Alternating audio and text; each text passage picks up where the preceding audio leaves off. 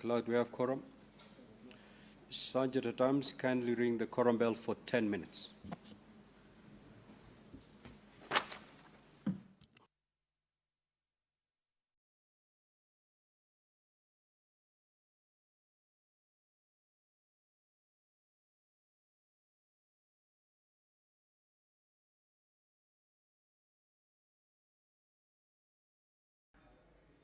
The prayer has been said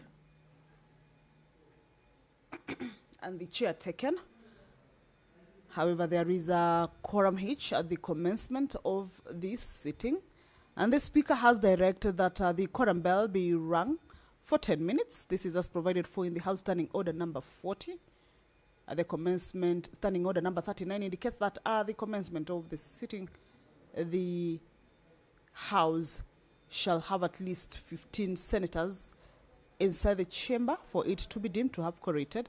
If that is not present, then that will mean that the House has not quorated, and that quorum bell shall be rung, of course, to give room to members to be able to make their way into the chambers and enable the House raise that much needed quorum for it to be able to commence its sitting. However, as we wait for the House to quorate, we shall continue to take a look at the business that the senators shall be transacting this morning. Being a Wednesday morning, as I had indicated earlier, is that the Senate will be hosting cabinet secretaries, of course, to respond to questions that normally are sent to the ministries, of course, prior the appearance before the Senate chambers. And this morning, the Cabinet Secretary for Investments, Trade and Industry, Lee Kinyanjui, is one of the Cabinet Secretaries lined up to appear before the Senate to answer to concerns around sustainable market management to ensure there is uninterrupted operations in key markets across the country. It is a question that will be asked by the Honorable Senator for Kisumu County, Professor Tom Ojenda. And you realize that this question, members of the Senate will have an opportunity to also ask supplementary questions regarding this particular question.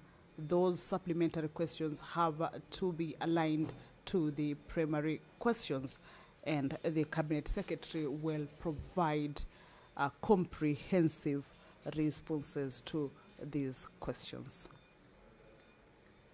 The Cabinet Secretary for Roads and Transport, Davis Chirchir, is also expected to address the chambers this morning.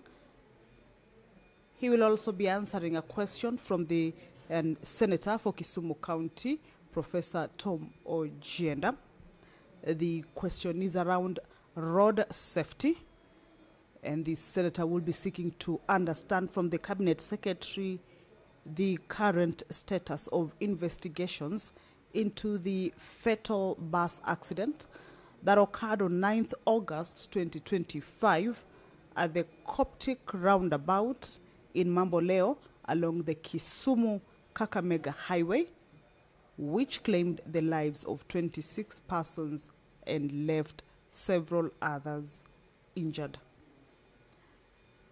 On the same breath is that the Cabinet Secretary will also have to indicate if there are any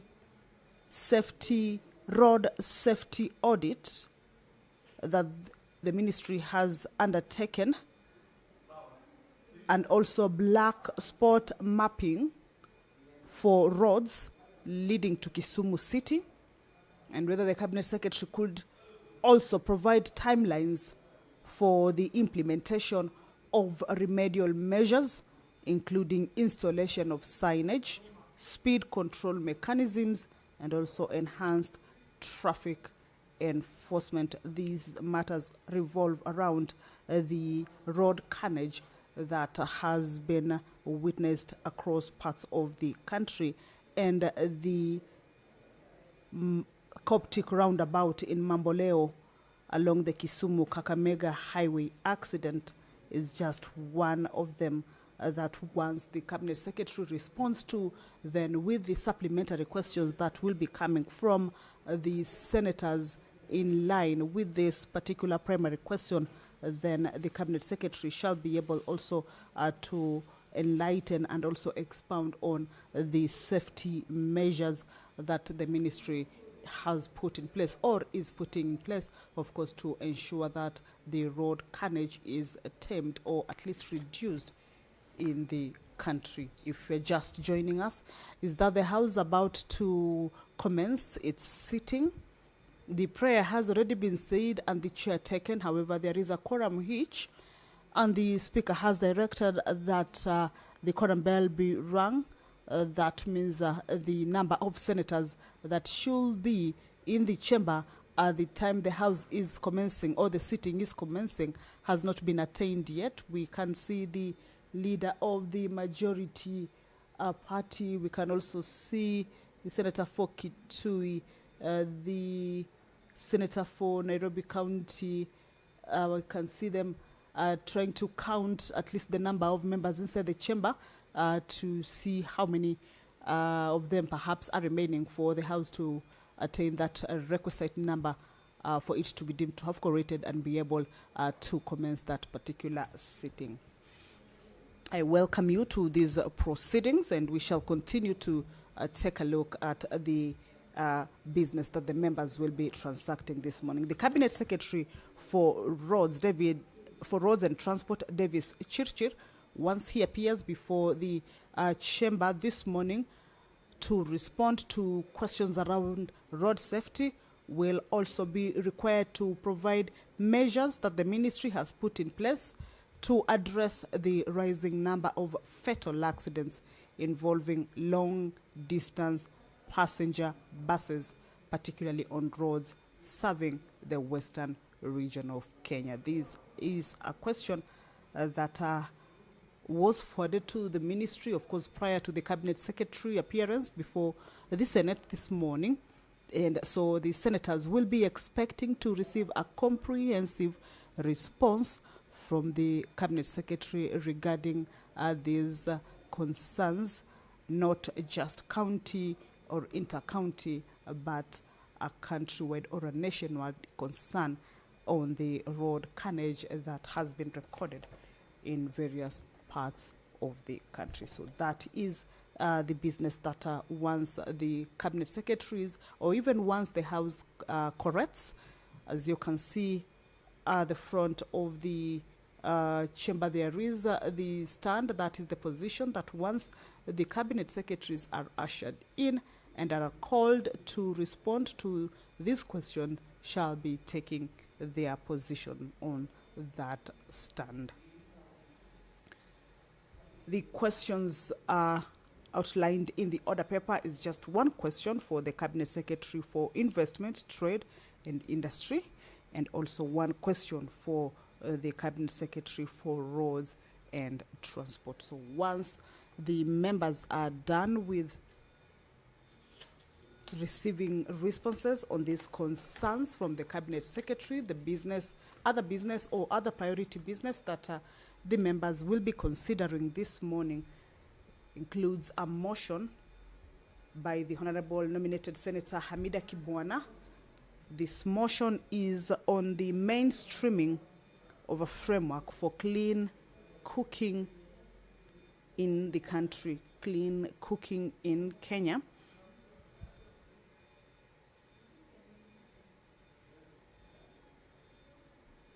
And this is a motion that the Honorable Senator seeks, or the House seeks to resolve to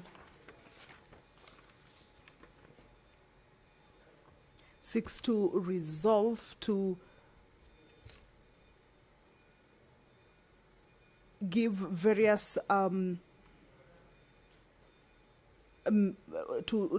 the Senate resolves to get various measures from the Council of Governors, a number of measures be put in place by the Council of Governors, also National Treasury and Ministry of Energy, also county governments,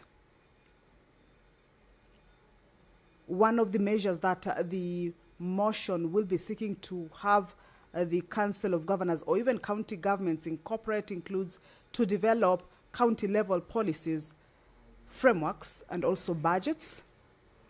The bell has stopped. Allow me to hand you over to the proceedings. Sergeant at Arms, ring the quorum bell for further 10 minutes.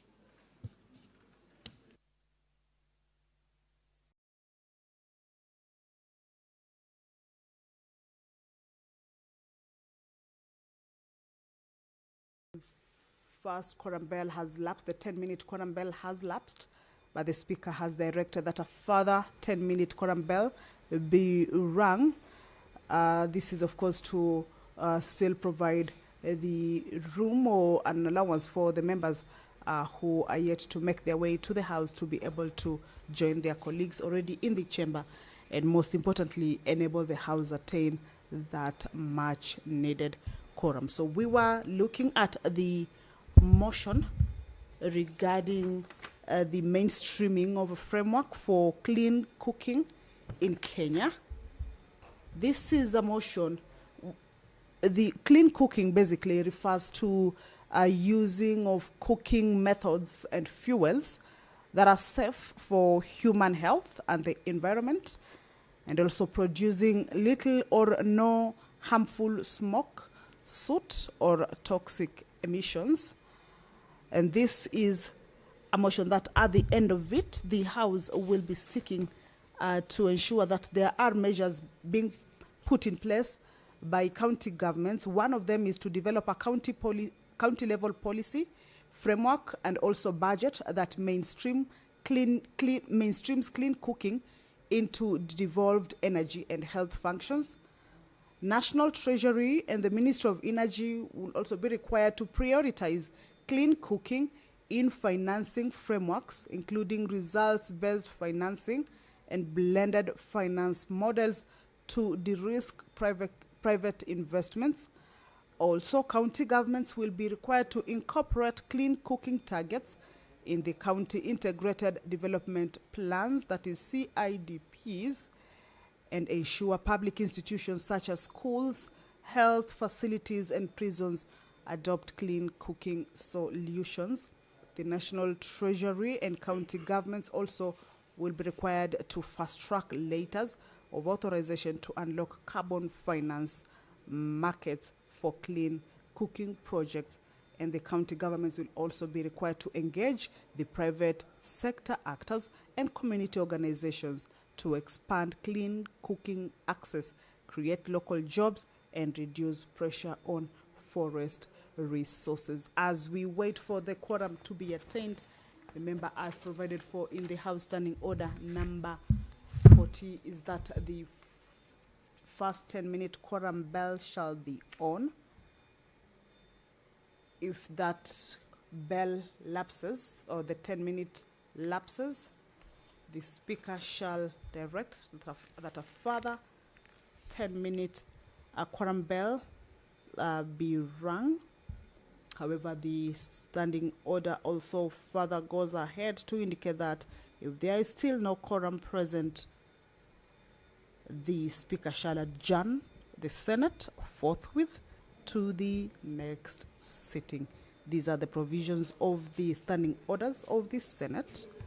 So just to inform you that this is the second quorum bell, the 10-minute quorum bell, and we believe that the senators shall be able to correct, to be able to transact the business that has been lined up for consideration this morning. Back to this particular motion regarding the framework for clean cooking in Kenya.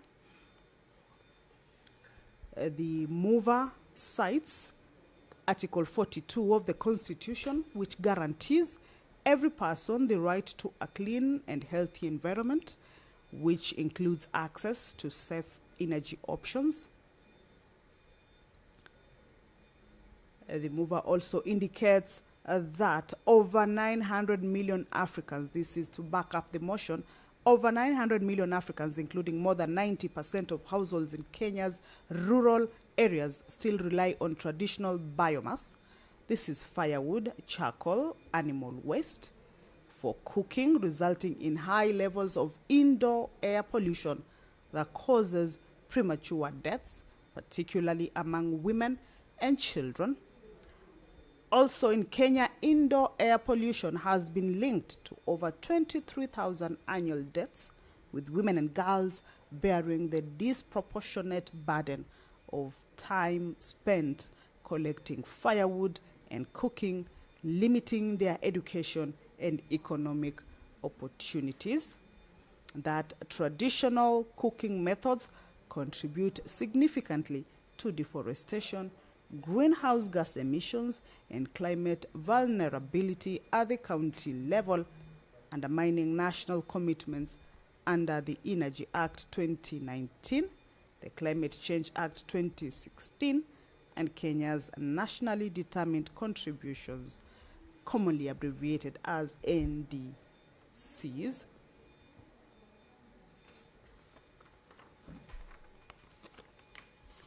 And that Africa Clean Cooking Summit, Paris 2023, mobilized USD 2.2 billion in commitments for clean cooking.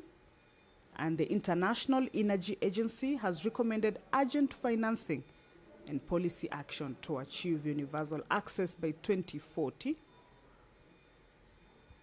And that the efforts of some counties, development partners, and private sector actors in piloting clean cooking projects, but recognizing that these remain small scale and fragmented. It is on this background that the mover of this motion and the House resolved to have the county governments and the National Treasury adopt the measures that I have indicated earlier, including the development of a county-level policy framework and budget that mainstreams clean cooking into devolved energy and health functions, and also that the National Treasury and Ministry of Energy prioritize clean cooking in financing frameworks, including result-based financing. Let's listen into the Speaker. Order, Honorable Senators. Senator Gataya. Clerk, you may proceed to call the first order. Order number 1, administration of oath. Order number 2, communication from the chair. Order number 3, messages. Order number 4, petitions. Order number 5, papers. Order number 6, notice of motion. Order number 7, questions and statements. Now, Honorable Senators, we have 5 questions that are due for response today. 1 directed to the Cabinet Secretary in charge of Trade and Investment. 1 directed to the Minister in charge of Roads and Transport. And 3 directed to the CS in charge of cooperatives and micro, small and medium enterprises. Now, I have been informed that the CS in charge of trade will not be in a position to appear before the Senate this morning. We just received his letter. We have also received a letter this morning from the CS in charge of cooperatives and micro and small medium enterprises that he will not be in a position to appear before the Senate, and therefore we are left with only 1 question that is directed to the CS in charge of roads and transport. Clerk, can you confirm that the CS in charge of trade and transport is within the building?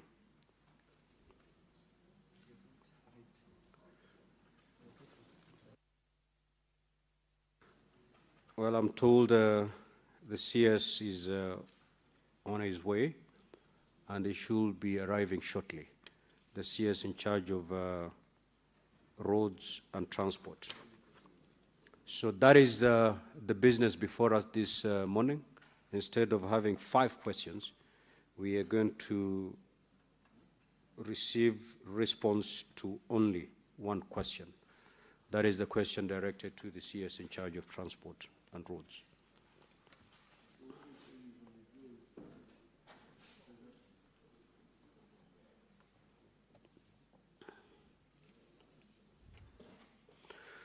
So while we wait for the CS in charge of transport, a majority leader.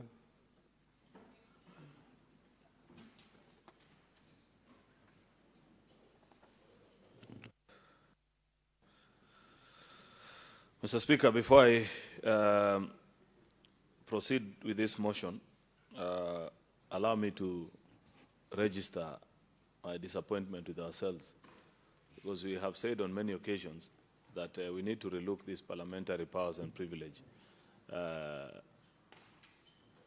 Act so as to deal with errant cabinet ministers like the two that were supposed to appear and are now pretending as if there's an emergency that has just appeared. Today we cannot blame the ministers. I want to tell you that the blame is on the 15 of you in the House. Because if we had amended that act and the proper sanctions issued against, people would have learned and they wouldn't be playing the games they are playing. So I'm not in the mood to whine this morning, but just to say that the blame is squarely on me and the rest of the 14 of our colleagues. We need to do better. Mr. Speaker, this is an extraordinary motion in light of the situation we find ourselves in, where all the members of the Speaker's panel are absent on different duties. And therefore, we have to elect temporary Speakers, assistants, to work with you to run the business of the House in the course of the day. And we have consulted with the leader of minority and myself, and therefore, Mr. Speaker, sir, allow me to just propose that I beg to move that pursuant to Article 107(1)(c) of the Constitution and Standing Order number 18, the Senate elects Senator Dr. Danson Ngatana and Senator Fatuma Dulo to preside over the sittings of the Senate for the remainder of the day. Mr. Speaker, I beg to move, and I request the minority leader to second. I thank you.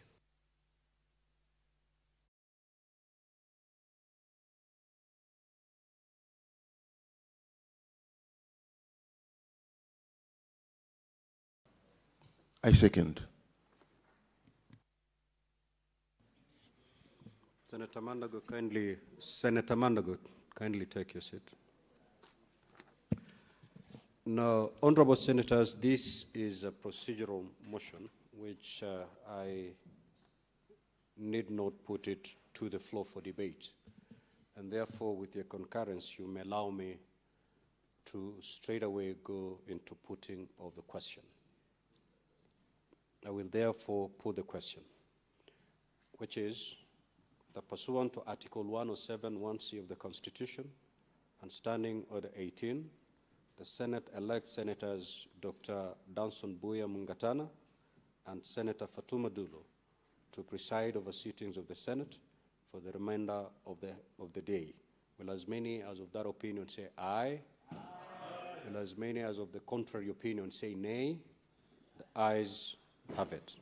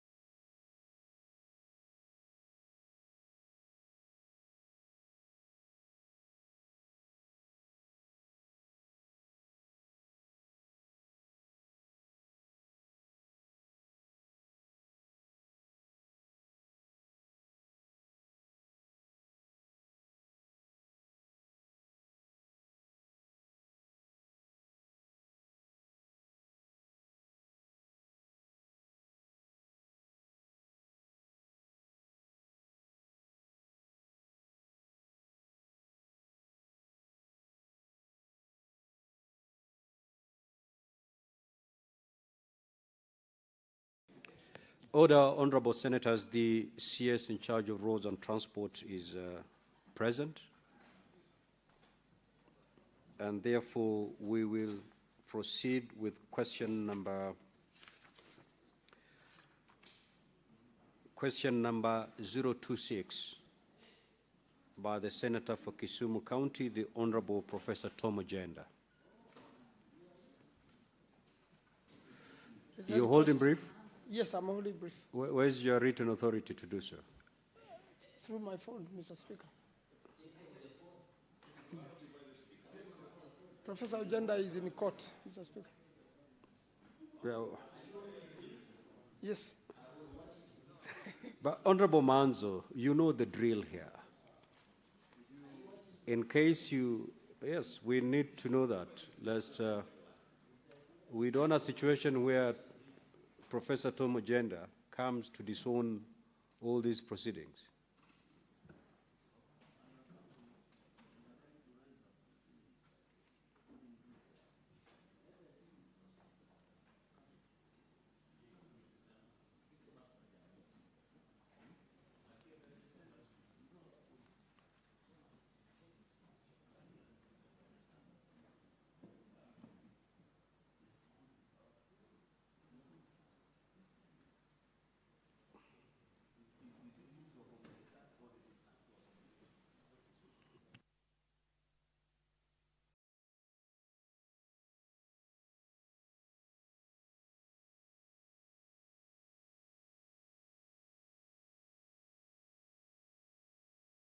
All right, Senator Manzo, you are properly instructed. You may proceed to ask the question on behalf of the Senator for Kisumu County. Thank you, Mr. Speaker. The Senator for Kisumu County, Senator Professor Tom Ojenda, Senior Counsel, MP, is asking the question to Cabinet Secretary for Roads and Transport, 026. A, could the Cabinet Secretary indicate the current status of investigations into the fatal bus accident that occurred on 9th August 2025 at the Coptic roundabout in Mamboleo along the Kisumu-Kakamega Highway, which claimed the lives of 26 persons and left several others injured? B, has the Minister undertaken a road safety audit and black spot mapping for roads leading to Kisumu City? And could the Cabinet Secretary provide timelines for the implementation of the remedial measures, including installation of signage, speed control mechanisms, and enhanced traffic enforcement? C, what measures have the ministry put in place to address the rising number of fatal accidents involved along distance passenger buses, particularly on roads serving the western region of Kenya? Thank you, Mr. Speaker.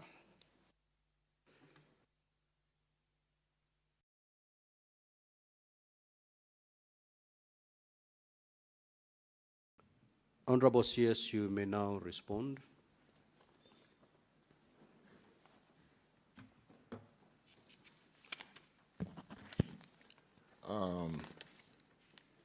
Honorable Speaker, Senate, honorable members, good morning, and sorry for coming late. Earlier on sought the indulgence of the majority leader. I was held up in a breakfast meeting with various banks on this securitization for the road maintenance levy to support our infrastructural work, which is currently going on across the country. Honorable Speaker, honorable members, to respond to question number 026, this morning raised by Senator Ojenda, Mr. Speaker, sir, it's my pleasure to respond to the question as raised by the Senator for Kisumu through Senator Manzo. As communicated via the letter dated 19, reference November 2025, and another letter dated 4th March 2026.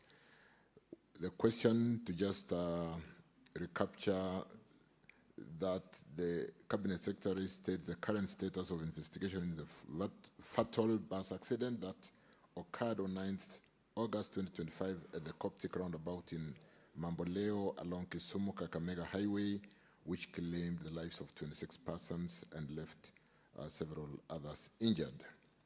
Mr. Speaker, sir, the National Police Service is the lead agency that conducts the formal investigation into the cause of crashes. They review witness statements, driver actions, vehicle conditions, and any elements that may constitute criminal negligence. Honorable Speaker, the National Police Service have not finalized their report yet. However, I wish to report that the ministry, through its implementing agency, the National Transport and Safety Authority, NTSA, has compiled technical crash analysis report as annexed in my report this morning. To address the safety concern at this roundabout, the Kenya National Highways Authority, KENHA, conducted site visits in August 2025 and subsequently redesigned the Coptic area crash road section. The proposed work involved the construction of the segment as through traffic road rather than that roundabout, complete new pavement layers, improve drainage, and enhance safety features to ensure safe and efficient traffic movement. However, works are yet to commence due to budgetary constraint. The ministry shall prioritize in the current budgetary cycle to reconstruct the section as long-term corrective measure. So I want to undertake that we'll work and provide funding through the current budgetary cycle. As an immediate measure, Honorable Speaker, members, the section has temporarily been secured using crash barriers to mitigate risk while awaiting full intervention. Right turning movements at the junction remain prohibited as part of the temporary closure measures currently in place. Additional safety enhancements have been implemented, including road marking and installation of 2 retro-reflective road studs. What you see, we call them cat eyes, to improve visibility for road users. On the second question, which is has the ministry has undertaken a road safety audit and black spot mapping for road leading to Kisumu City, and could the Cabinet Secretary provide timelines for implementation of remedial measures, including installation of signage, speed control mechanisms, and enhanced traffic enforcement? Mr. Speaker, sir, I beg to respond. Road safety assessment has been conducted on the Kisumu-Kakamega A1 road at various intervals to ensure safety standards and address potential hazards.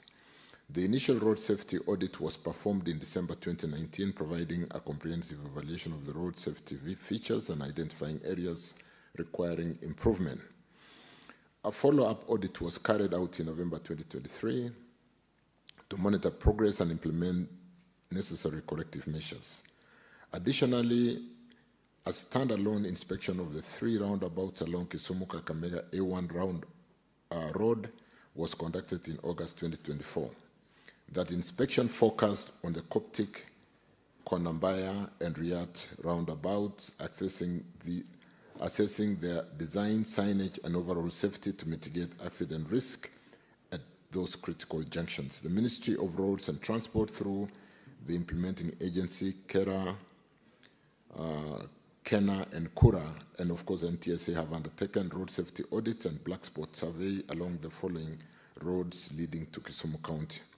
Road safety inspection within Kisumu Busia Road, road safety inspection Kisumu Kiboswa section, road safety inspection at Awasi Mohoroni Junction, and construction works on audit Mamboleo Great Lakes University.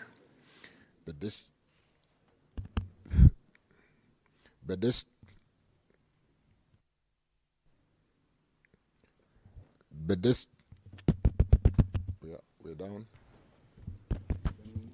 Clerk, can you reboot the system? And these two should be able to be sitting somewhere consulting on one side. Senator Enoch, Senator Fonandi, and Senator Lelegwe, take your seat. So construction works on audit at Mamboleo Great Lakes University. Audits have been done equally at pedestrian safety audit at Kisumu County. What is this? Kisumu County? Kisumu County. Sorry about that. Black spot audit, Molem, Namba, Ogena, Nyamasaria, Kasagam also has been done. Kisumu County Transport Safety Committee, in liaison with Regional Manager NTSA Kisumu and Kenya, have undertaken the following road safety audit at Kisumu Kericho Highway, Kisumu Kakamega Highway, Kisumu Katito Roads, and Kisumu Busia Road. The status of implementation of the road safety audits, recommendation, and black spot survey currently ongoing are provided in the annexure to this report. And on the third question C, which is what measures has the ministry put in place to address the rising number of fatal accidents involving long-distance passenger buses, particularly on roads serving the western region of Kenya? Mr. Speaker, sir, the ministry set up a multi-agency team to conduct urgent road safety audits on accident-prone highway sections. The teams are tasked with reconstructing crash scenes and identifying hazardous design features or missing safety in infrastructure for action. Below is a series of coordinated engineering, enforcement, and operational measures to address the rising number of fatal accidents involving long-distance passenger buses. 1.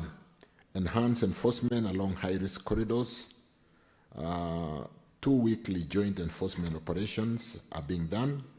Number 2, mandatory inspection and compliance for long-distance passenger buses and all commercial vehicles. We undertake motor vehicle inspection clinics with public transport operators to enhance vehicle roadworthiness. And 3, sensitization programs for drivers for passenger buses and commercial vehicles. And on this, A, engage the public through local media such as Ramogi TV and local radio channels such as Watch Maba. B, stakeholder sensitization on road safety, targeting heavy commercial vehicles, public service vehicles, border, tuk-tuk operators, and pedestrians. 4, enhance enforcement of the law, redesign of non-black spot areas, and further working together with the Ministry of Interior, National Administration through the National Police Service, the enforcement of the laws on maximum hours of driving by PSV drivers will be enhanced. The enforcement on this will include PSV operators license for long distance are the only operators doing long distance. The enforcement of 2 drivers rule for PSV vehicle license for long distance PSV transport. Enforcement for journey plans to ensure that maximum 4 hours of continuous driving are not exceeded by PSV long distance drivers. Drivers of long distance PSV night drivers take a rest break of a maximum of 8 hours before the next shift. Mr. Speaker, I submit. Thank you. Senator Manzo, any supplementary question?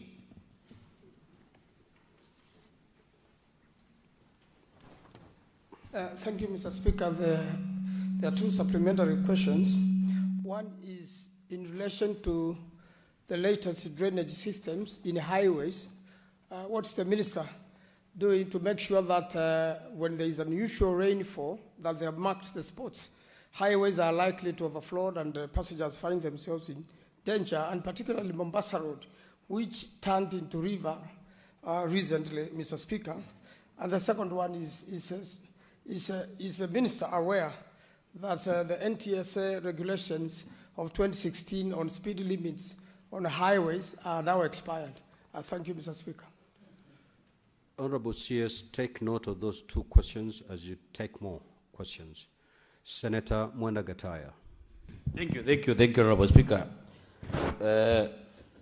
Honorable Waziri, Nithi Bridge is internationally known for fatal accidents. Nithi is from my county. So people from the Nithi would want to know the current status, outstanding scope of works, and expected completion timeline for Nithi Bridge reconstruction, given its history of a fatal accident as I've just indicated. Senator Mazayo. If you're not ready, Honorable Senator, you can take your time.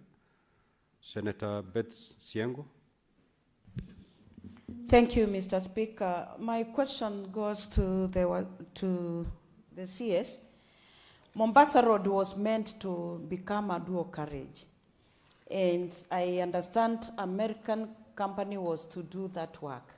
When is it due to be done so that we may reduce accidents? Thank you. Senator Fernandez. Mr. Speaker, I want to ask the following question. This issue of accidents, especially in our roads, is a big problem. So, Speaker, I want to ask the Cabinet Minister, Davis Chirchir, there is this road called Eldoret, Musoriat, Kapsabet, Chafakali Road, which is very narrow and has continued to cause a lot of accident and loss of life because it is very narrow.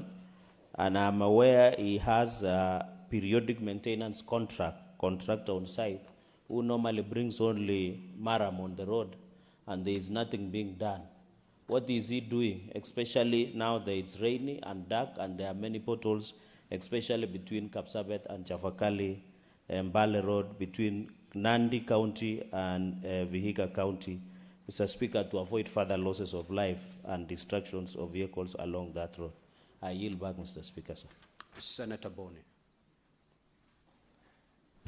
Thank you, Mr. Speaker. Mr. Speaker, I would like, before I ask my question, to invite the Minister to come to this spot that the Senator of Kisumu has raised. I have traveled widely in this country, Mr. Speaker, and nowhere in Kenya do you find the structure designed at Coptic, at Konambaya, at Riat, and at Kiboswa, opposite the Kisumu Doctors Specialist Plaza.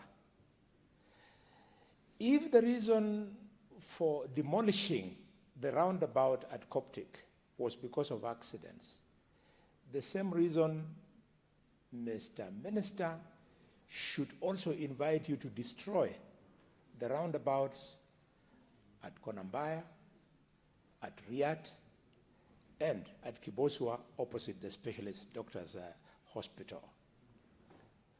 My last invite, Mr. Speaker, is to request the Minister to also do a planning for dualling of the road between Kisumu and Kakamega. That is the most productive part of Western Kenya, that particular section.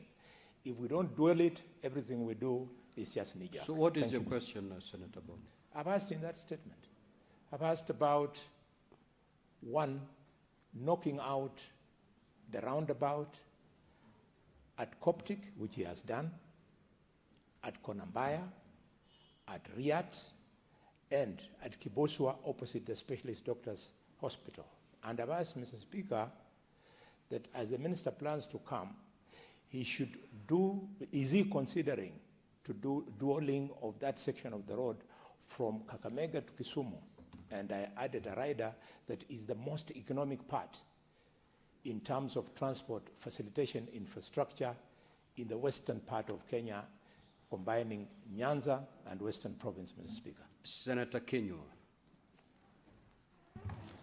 Thank you, Mr. Speaker. My question goes to the Cabinet Secretary. He has indicated to us that the people responsible for investigation is police, which is true. But again, before the police have concluded their investigation, they have gone ahead through the NTSA and decide to do some redesigning. But again, you're telling us you don't have enough resources, or you don't have enough resources to do that work. Then, are you concluding your investigation that it's because of the infrastructure that we had this accident, or the investigation of police should stop? Because the police can end up concluding that the investigation can end up showing that the reason for the accident is driver's negligence. What comes first? Thank you, Mr. Speaker. Senator Mbugua. Senator Mbugua. Thank you, Speaker. Mr. Minister, to enhance road safety management in this country, the NTSA introduced the second generation smart driving license. Could you appraise this House the progress in that matter? Thank you. Senator Mazayo. Asante mstahiki Spika. Swali langu kwa waziri ni kwamba ni lini ile barabara inayotoka kuanzia ile barabara ya Kilifi ya Kilifi kwenda Mombasa ama Mombasa kwenda Kilifi inayopitia pale Shariani. Kuna barabara inapita pale Shariani kuelekea juu pazuri na vile vile kuweza kuendelea kuanzia pale pazuri ikifuata hiyo barabara kuenda mpaka Pengilikani dispensary. Ni lini barabara hiyo itaweza kutengenezwa ili kuweza kusaidia watu kuenda hospitali na kuweza kutoka hospitali na kuenda makwao? Senator for Kilifi. Yes. The subject matter here is safety in our transport system. So your question should be aligned to the subject matter. Otherwise, there's so many roads that are incomplete and many honorable senators would wish to know when they'll be completed. But that is not the subject matter today. The safety concerns is, you may proceed, but it must have that component of safety concerns, because that is the main question. So any supplementary question must then flow from that. So you may proceed, Senator Mazai.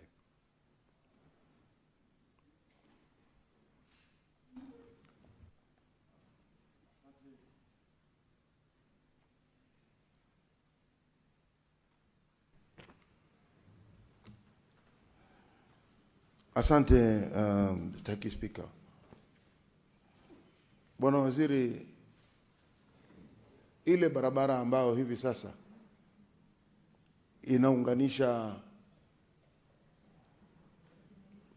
barabara ya kuanzia Mombasa kwenda Kilifi, kuna barabara nyingine ambayo iko katikati mahali panaitwa Shariani na ilikuwa imeshaanzishwa na imefika juu kabisa. Sasa tunauliza ni lini barabara ile inaweza kuweza kufanywa na kuweza ikapita ili ikafika pande za Pengilikani dispensary, ambapo ni eneo ambalo linachukua wagonjwa wengi sana na wengi wameweza kufariki katika hiyo barabara wakijaribu kuenda hospitali. Kama ikiwa inaweza kufanywa, na unaweza kutueleza kwamba ni lini unafikiria pengine serikali inaweza kuangalia, na wewe mwenye ukiwa hapo kuangalia kuona kwamba hii barabara imetengenezwa. Senator Mngatana.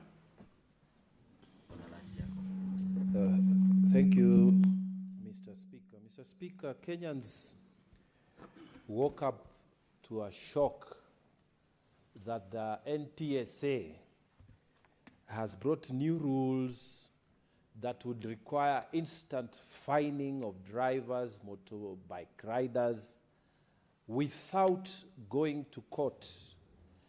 The system, as explained by NTSA, cameras are supposed to have been installed on the roadside, and if you don't have a seat belt, even if the police don't stop you, you will pay 500. If you park illegally, 10,000. If you are overspeeding, depending on how many kilometers, if it's by over 6 kilometers per hour, you pay 3,000, and so on and so forth. Mr. Speaker, I want the Cabinet Secretary to use this opportunity to tell Kenyans, is the NTSA the body that makes law in this country? And if it is not, and this Senate and the National Assembly is the body that makes law, then the NTSA can only make regulations. did those regulations pass through the Senate Delegated Legislation Committee? And I'm asking, as a vice chair, did the NTSA bring those regulations? Or are they assuming that they can make laws without passing through the people's representation? And how did you allow it, Mr. Waziri, that a body under your regulation, your ministry, can wake up and just abrogate powers that they don't have? And then this matter goes to court, and then the people who are going to pay that money once the case is lost, it's the people of Kenya. Mr. Speaker, I want the minister to clarify, why did they bring regulations without public participation, without bringing it to Parliament, and who gave the NTSA the power to make laws in this country and not the elected people in this country? Mr. Speaker, I yield. Senator Morgo.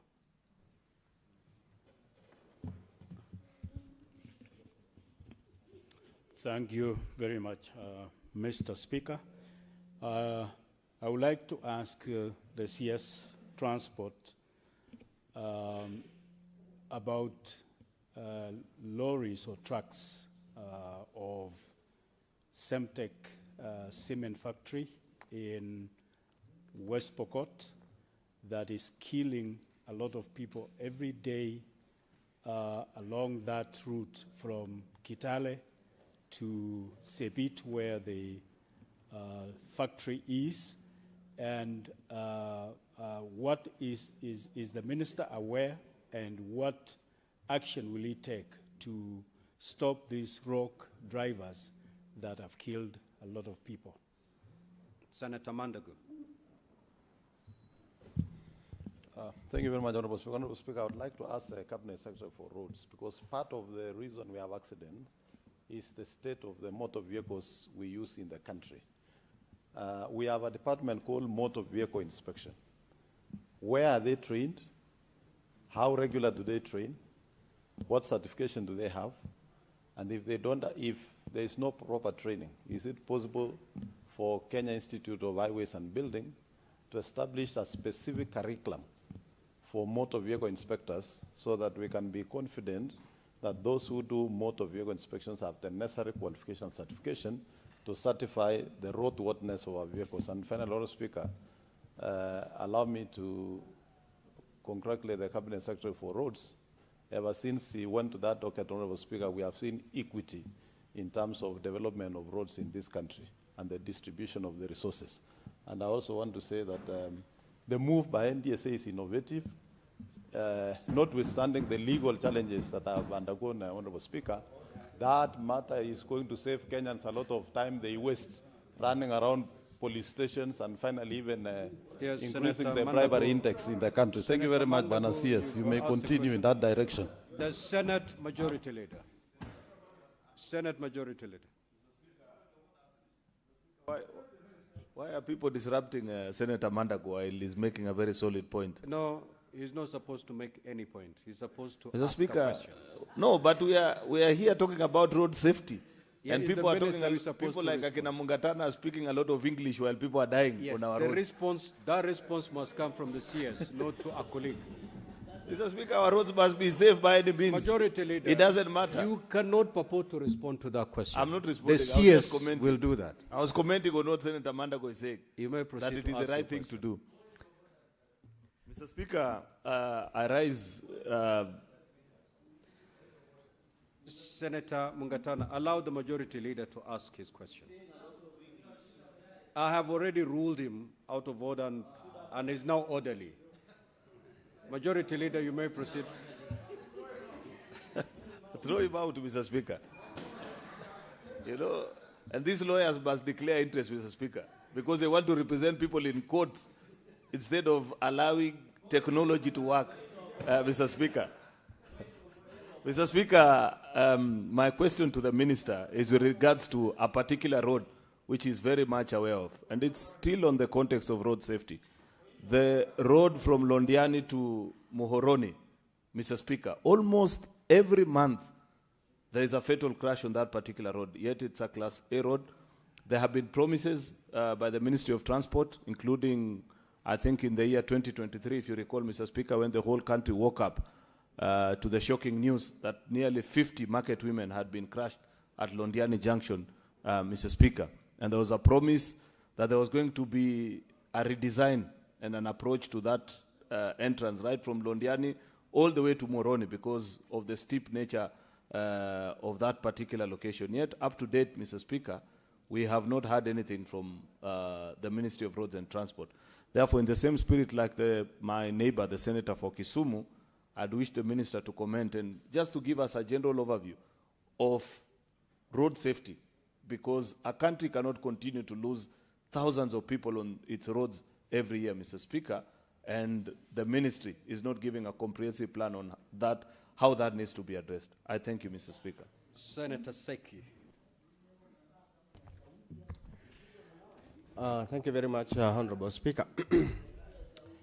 Honorable CS, I want to ask a question in regards to Kitengela in Kajiado County on several footbridges that were meant to be constructed in Kitengela town. These two footbridges will really help the safety of passengers or even people of Kitengela, because most of the public schools, health centers, dispensaries, referral hospitals are in one side of the road, making many people crossing the highway between the town of Kitengela, and more importantly, the Maparasha Bridge in Kajiado Central that has stalled for many years, cutting off the people of the other side from accessing the town of Maparasha. What is the problem of that bridge not have been completed on time? Senator John Newton. Thank you, Mr. Speaker. My question to the CS is very simple. And it relates to the accident that claimed the life of the Honorable Cyrus Jirongo, Mr. Speaker. We have never to this day gotten any account of any passenger that was in the bus that supposedly crashed with Honorable Jirongo's vehicle. So my question then to the Speaker, to the CS is, can the NTSA, provide a passenger manifest, Mr. Speaker, of the bus that collided with Honorable Jirongo's car to avoid speculation? Because we have never had any account of any of the passengers that was in that particular bus, and it was a PSV vehicle, Mr. Speaker. That's my question, Mr. Speaker. Senator Mandago, what is? Yeah. Senator Newton, would you wish to be informed? Yes, yes. Mr. Speaker, I do not want to be informed by a former governor, Mr. Speaker, because he may not have any information. Very well, on Senator this particular. Chuto, you may proceed to ask your question. You should wait for the torch to stop. Senator Mandago, your information has been declined.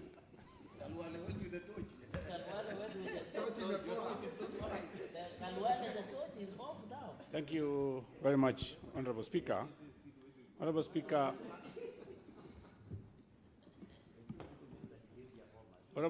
let me, first of all, take this opportunity to thank the Minister and also the Kenya Kwanza government for the road from Rironi to Mau Summit.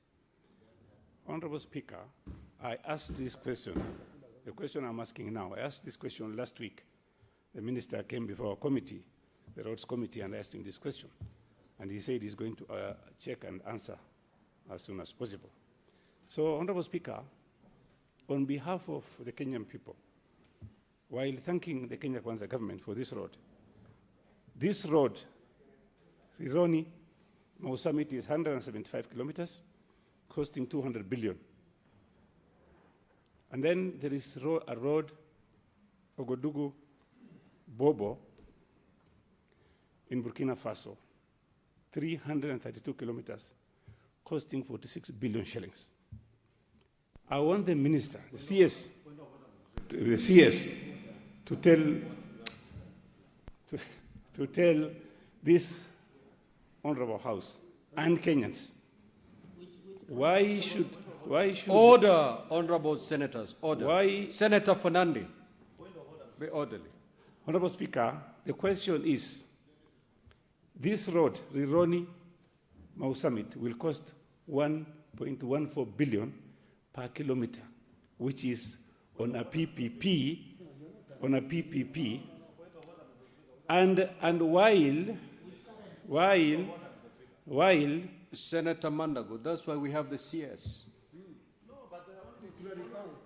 Honorable Speaker, just protect me, Honorable Speaker, while the road in Burkina Faso is costing 139 million per kilometer. So I want the CS to tell us if it is a PPP, why should this road cost 1.14 billion while the road in Burkina Faso, financed by the government,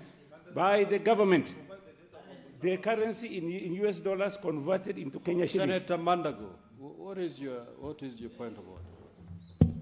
You know, Honorable Speaker, if we allow honorable members to use the floor of the House, what Senator Chute is trying to do is to mislead the nation. Understanding what I want to find, Mr. Speaker, can the senator from Marsabit provide the data from Burkina Faso showing that the cost of that road is what is alleging? Honorable Speaker, this is how public are being incited, that the government is not spending money fairly. The Cabinet Secretary has not come here to answer questions on behalf of the government of Burkina Faso.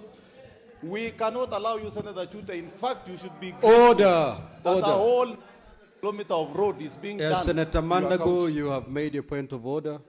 Now, Senator Chute, you have to substantiate what you've alleged. Honorable Speaker. Either you proceed to do so right now, and if you're not in a position to, you know exactly what to do. Honorable Speaker, this is... Order, Senator Boni. This is to Senator Chute. You have alleged, you need to substantiate Honorable Speaker, by providing the evidence that indeed there is a road in Burkina Faso. Honorable Speaker. Order, Senator Chute. When the chair is speaking, you keep quiet and take your seat. A point of order has been raised against what you've just said, Senator Chute. You have alleged that there is a road in Burkina Faso, which is way much longer than the Rironi Mau Summit Road, and it's costing way less than what the government of Kenya is using to do the road in from Rironi to Mau Summit. Now, you need to substantiate that allegation by putting forth evidence that indeed, one, that road exists in Burkina Faso, two, it was tendered for that amount in whatever currency, so that the country and this Senate can have evidence and facts to compare to come to the conclusion that you want them to come to. So would you wish to substantiate right now? If you're not in a position to, you may proceed to seek to clarify on a... Senator Chute, you may proceed. Honorable Speaker, I'm just wondering, this is a question I've posed to the CS, which is capable to answer those questions. And the chair has made a certain direction, fine, which you need to abide. Honorable Speaker, that is fine. I have all the evidences, and I wish you've given me, you should have given me time to ask the question. If the CS says it's okay, it is there, then there is no problem. If it is not there, then that is the time I'll bring evidence. You see, but because you ruled, Honorable Chute, I have given a directive on this matter. That is a premature directive, but fine. My question is, Honorable Speaker, is if Honorable Chute, you're out of order. You either proceed to substantiate or I'll ask you to leave the chamber. Honorable Speaker, I will do that. Good. Given time. But can I ask my question now? Are you in a position to substantiate instantly? If not, you know what to do. Honorable Speaker, I think you are being unfair to me. Because what I am trying to do is... It is you who has alleged, and who alleges proves. Not alleging, I have asked question.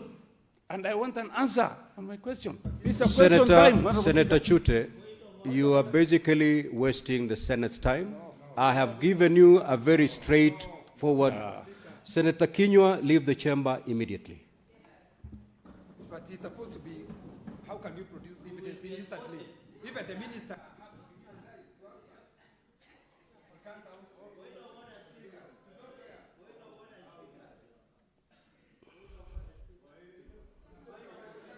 So, Senator Chute, I have asked you, if you're not in a position to substantiate instantly under standing order, you may do so during the next sitting.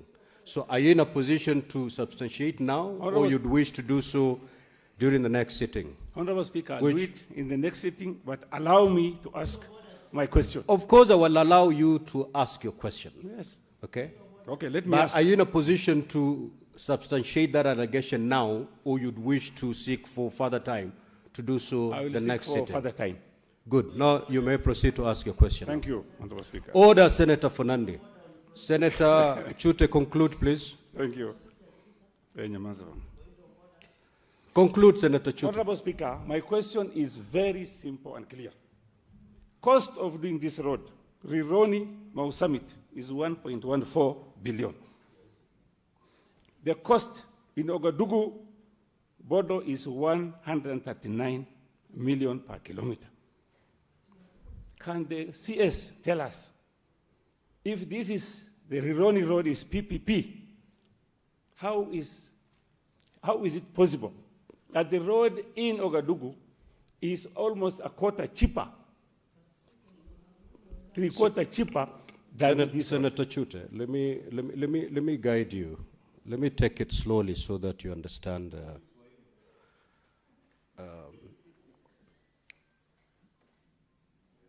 As we speak now, you are, as far as the road in Burkina Faso is concerned, nobody has any facts other than you. And to help this House and your colleagues to appreciate your contribution, you need to table evidence that indeed, one, that road in Burkina Faso exists. Two, order, Senator Fernandi. So basically, even for the minister to flow with you, he needs those facts.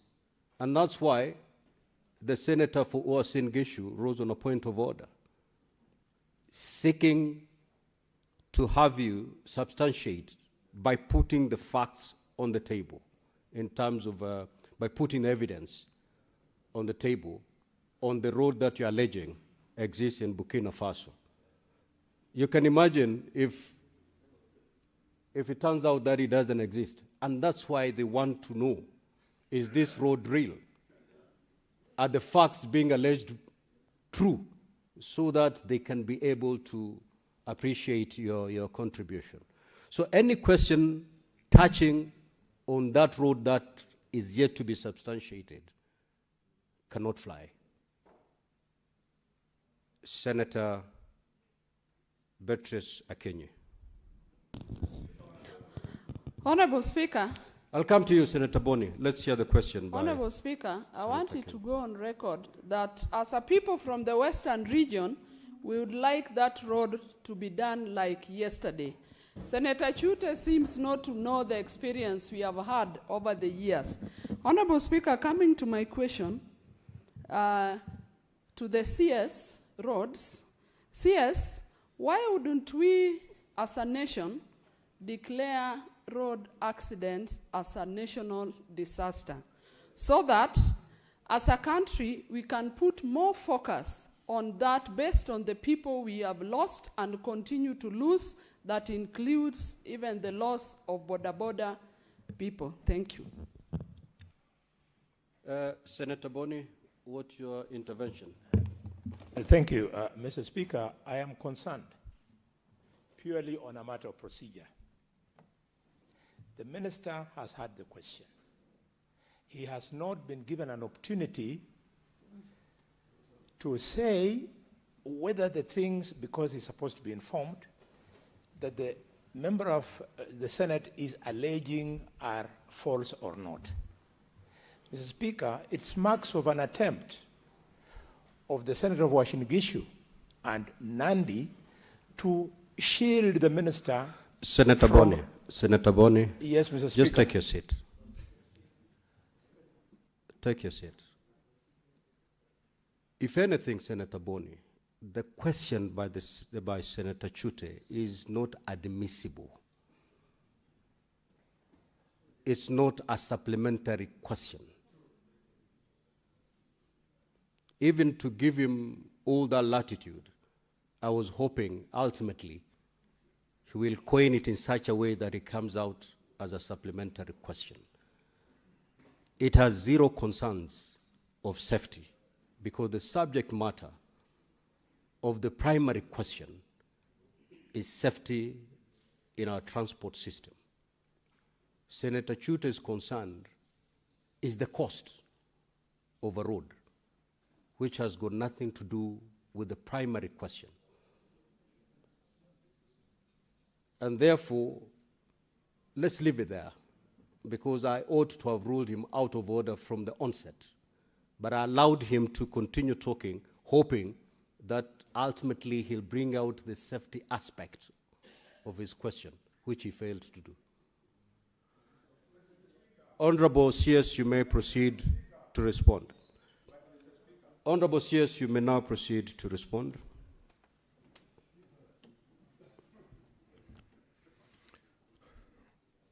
Thank you, Honorable Speaker, honorable members. Let me start with the question on the drainage in our highways, which has been raised, caused concerns with the flooding that we recently witnessed, and what is the government doing to address this challenge, particularly in our cities. Honorable members, you do know that under the Cities and Urban Act, the seat of the capital city of Kenya is singled out for the national government to cooperate with the host county of the city, the seat of the city, to work on infrastructure and really bring out the character of the capital city of the country. And through that proviso in the Cities and Urban Act, I think it is Section 6, we have lately signed a memorandum with the Nairobi County government to work together and address the challenges of drainage, the challenges of road networks, and lighting of our roads in the city. To that extent, we have a program that we're currently implementing with the Nairobi County government to do that. We are aware that the city has expanded, there's been so much buildings and paving, and that way the seepage area for the stormwater is very limited. We need to expand our drainages. We need to improve on the various aspects of the population growth and the great development in the city.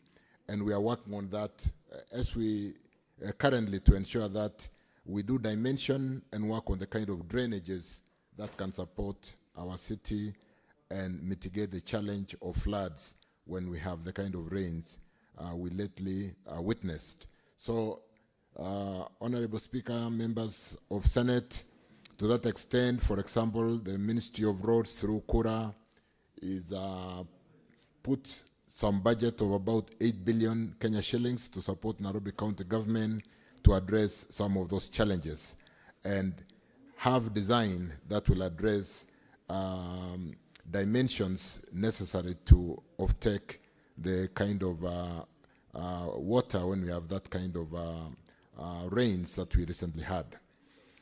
Let me, with respect to NTSA regulations and whether they came to this, I think the question more importantly was the 2016 speed limits expired, and I'm in the house with our new CEO for NTSA, and I'm advised that there's a lot of work being done by NTSA currently, engaging stakeholders and standards body, reviewing the speed limit regulations and standards, and we are working on that to ensure that we do update and ensure that the speed limit regulations are in place.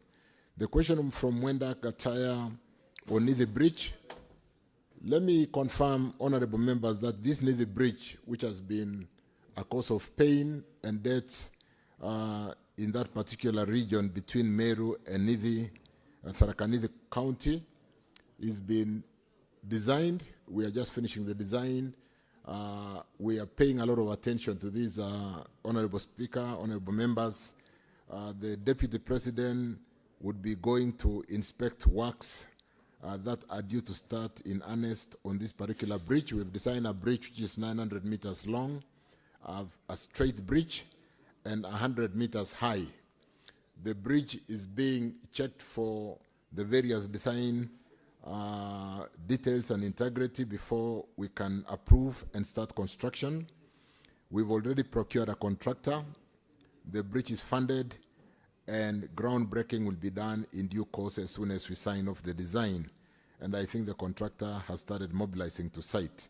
So Nithi Bridge, a 900-meter long bridge, straight bridge, and 100 meters high, will be a design masterpiece that will be starting construction in earnest in due course. On the Senator Beth CMO Mombasa Road dualling, I want to confirm that work is going on dualling of our major highways. Dualling of highways is important for ease of traffic movement. It will be cheaper to move goods faster, and more importantly, we should be able to bring down the cost of doing business. On Mombasa-Nairobi dualling, the PPP Directorate, together with Kenya, have been working on the detailed cost of doing this particular road.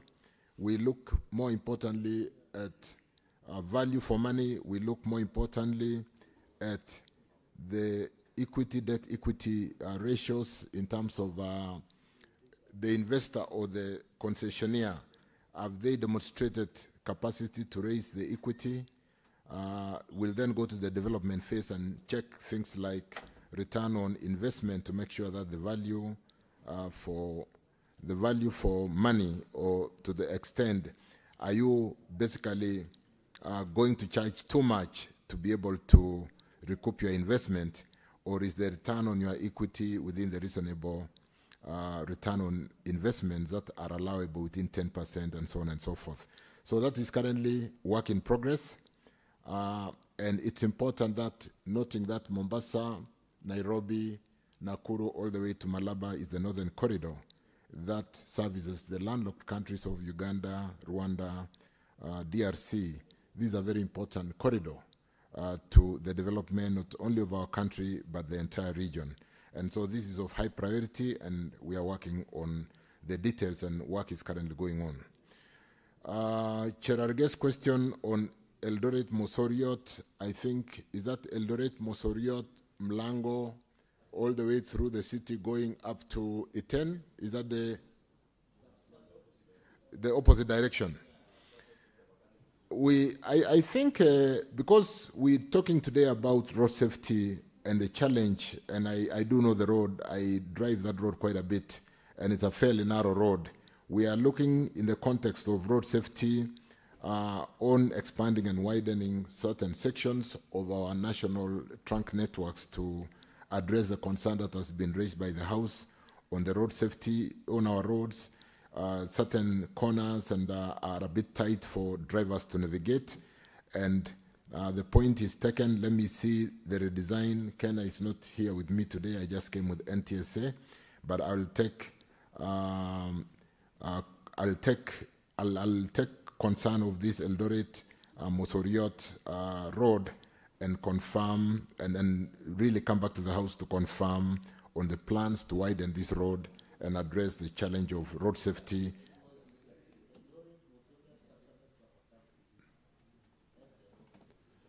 I now understand. I basically mixed up because the Mosoriot, Mlango going to Eldoret and going all the way to Iten have plans for dualing. But I now understand Mosoriot coming down to Kapsabet to Chevakali. I'll follow up that and provide the full information on the plans to widen this corridor and address the road safety of our motorists. Bonnie, on the concern of the purpose why I was in the House today regarding that accident, Konambaya, Riyadh, Coptic, and the redesign, like I said, has been done. You know, members, as economy grows and as vehicle population grows, the design of our roads will need to improve to address the growing population and the findings of the older designs in our roads. It will be nice to have roads which are fairly well motorable, but more importantly, which are well designed and which are not difficult to drive, because you do realize, all of us as drivers, that certain corners are difficult to basically navigate. And therefore, on this particular approach to Riyadh from Konambaya and Coptic and that particular roundabout, the redesigns have been done, like I mentioned in the substantive response to the question by Professor Senator Ojenda. And I also did undertake that we'll provide a budget to correct that challenge, improve the design. And to answer that question together with what the police are doing, certainly, as we speak today, vehicles are motoring on that road, and we are not getting accidents by the minute, by the hour. So when an accident happens, the question, is it because of the road or is it because of the driver? It can be either. And therefore, before we finish the investigation, it becomes difficult to apportion liability to say the design of the road could have been a contributor. Could the driver have been having a challenge? Was the vehicle properly in roadworthy condition, and so on and so forth? So let's allow the investigation to be completed by National Police Service, but more importantly, allow us to improve the aspects of design and this particular section of the road, as has been done by the various agencies that I did provide in my substantive response. On the dualling of Kakamega-Kisumu road, I think members, you do know that Parliament did really, well, there was a lot of support on the National Infrastructure Fund. The National Infrastructure Fund, which is a fund which has been set up through recycling of mature assets to be able to accelerate development in the other areas where we need funding. And one of the areas which has been identified is using a part of this fund to de-risk dualling of our roads in terms of investors coming in and government participating in as an investor in dualling of our roads. And one of the roads we are currently looking at traffic profiles to confirm bankability based on the population of cars is the Kakamega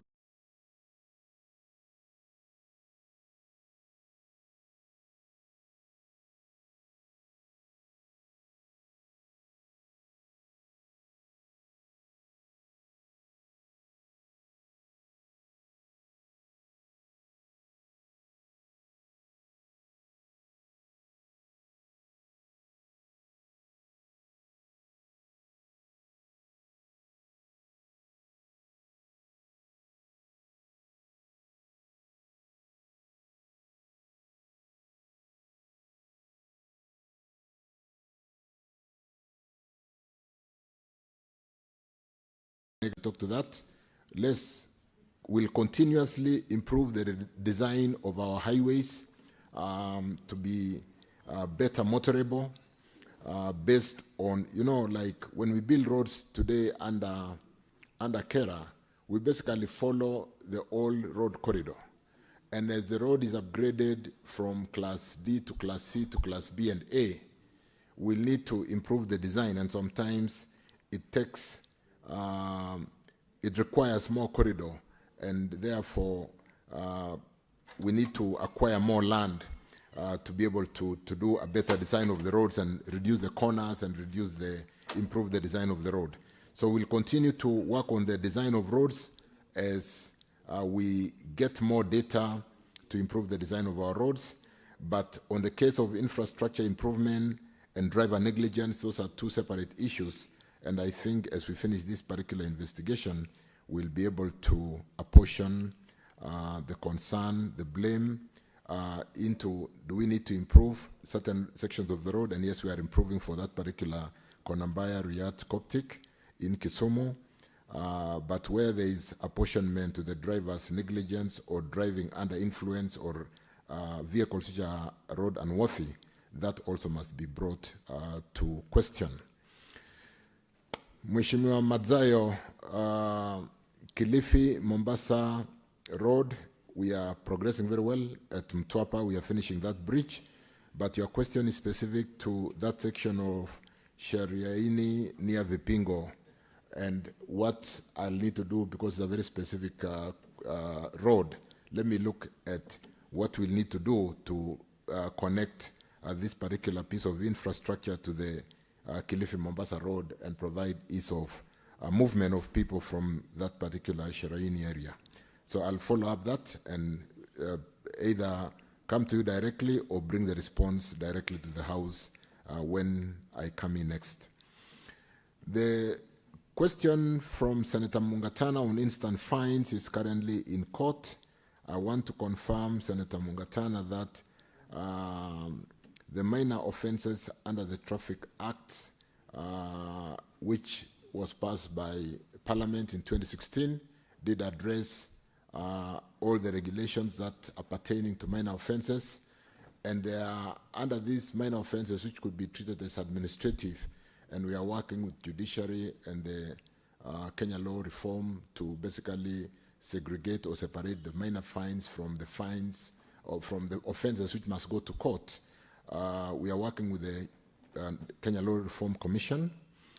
We are working, of course, with NTSA and all the stakeholders to ensure that we do provide this instant fine system, which is really a facilitation of infractions, minor infractions in our roads that should not really go to court and congest our courts. But more importantly, that should give you a convenience. If I'm arrested driving from Nakuru to Nairobi, I don't want to go back to Nakuru court if I acknowledge that I've been caught overspeeding and under the minor offenses infraction, I think it's under Section 107 of the Traffic Act, I'm willing to pay the fine and I'm let go. Obviously, what the system does, honorable members, is when you know you are being watched, you drive carefully and you don't endanger other road users. But if you are found to have made or had that kind of infraction and you are willing to pay and you don't have to go to court, come to Nairobi and drive back to Nakuru, lose time, occupy court time and so on and so forth, and the fine is 500 shillings, you can pay. We did under implementation, and like I said, this thing is in court and I don't want really to delve much into what could be seen as prejudice. If I'm willing to pay, I should pay and be let go. But if I'm not willing to pay and I want to go back to, I want to come to Nairobi and go back to Nakuru to attend court, I should also be allowed to do that. So it's really a solution that I think we need to do more communication to Kenyans to appreciate that this is in the interest of saving your time, this is in the interest of saving court time, this is in the interest of ensuring that we enhance road safety and curtail the loss of lives in our roads, which come about due to infractions, however minor they may be. If you don't stop in a junction and a speeding vehicle on the main highway basically causes an accident and lose lives, the question is, why wouldn't we want to have a system that is convenient and that helps to watch over us and inform us that you are being watched? In fact, as a matter of, I'm sure most of honorable members in the House today drive vehicles with lane-assisted driving, and the vehicle warns you that you are going out of the lane. Can you use an indicator? Don't just, could you be asleep? And that could be the reason why you are going out of the lane. So, honorable members, we basically, this Honorable Mugatana, I wish to confirm, came into Parliament under the minor offences regulations when the Traffic Act was amended in 2016, and so the due process was followed, as it were. Honorable Morgul, lorries and trucks kind of ferrying cement in that West Pokot factory, cement factory. I will take up this in more detail with Nahashon, the DG, NTSA, and we check the statistics. If that is the case, we need to seriously get mitigation, put in safety measures to ensure that this industry, which is a great employer, economic activity going on in West Pokot, does not have vices which end up losing lives. So we'll take up with NTSA and confirm that we will improve the safety and reduce the loss of lives or eradicate the loss of lives being caused by the lorries in this particular catchment in West Pokot where we manufacture cement. Senator Mandago, motor vehicle inspection is something important insofar as road safety is concerned.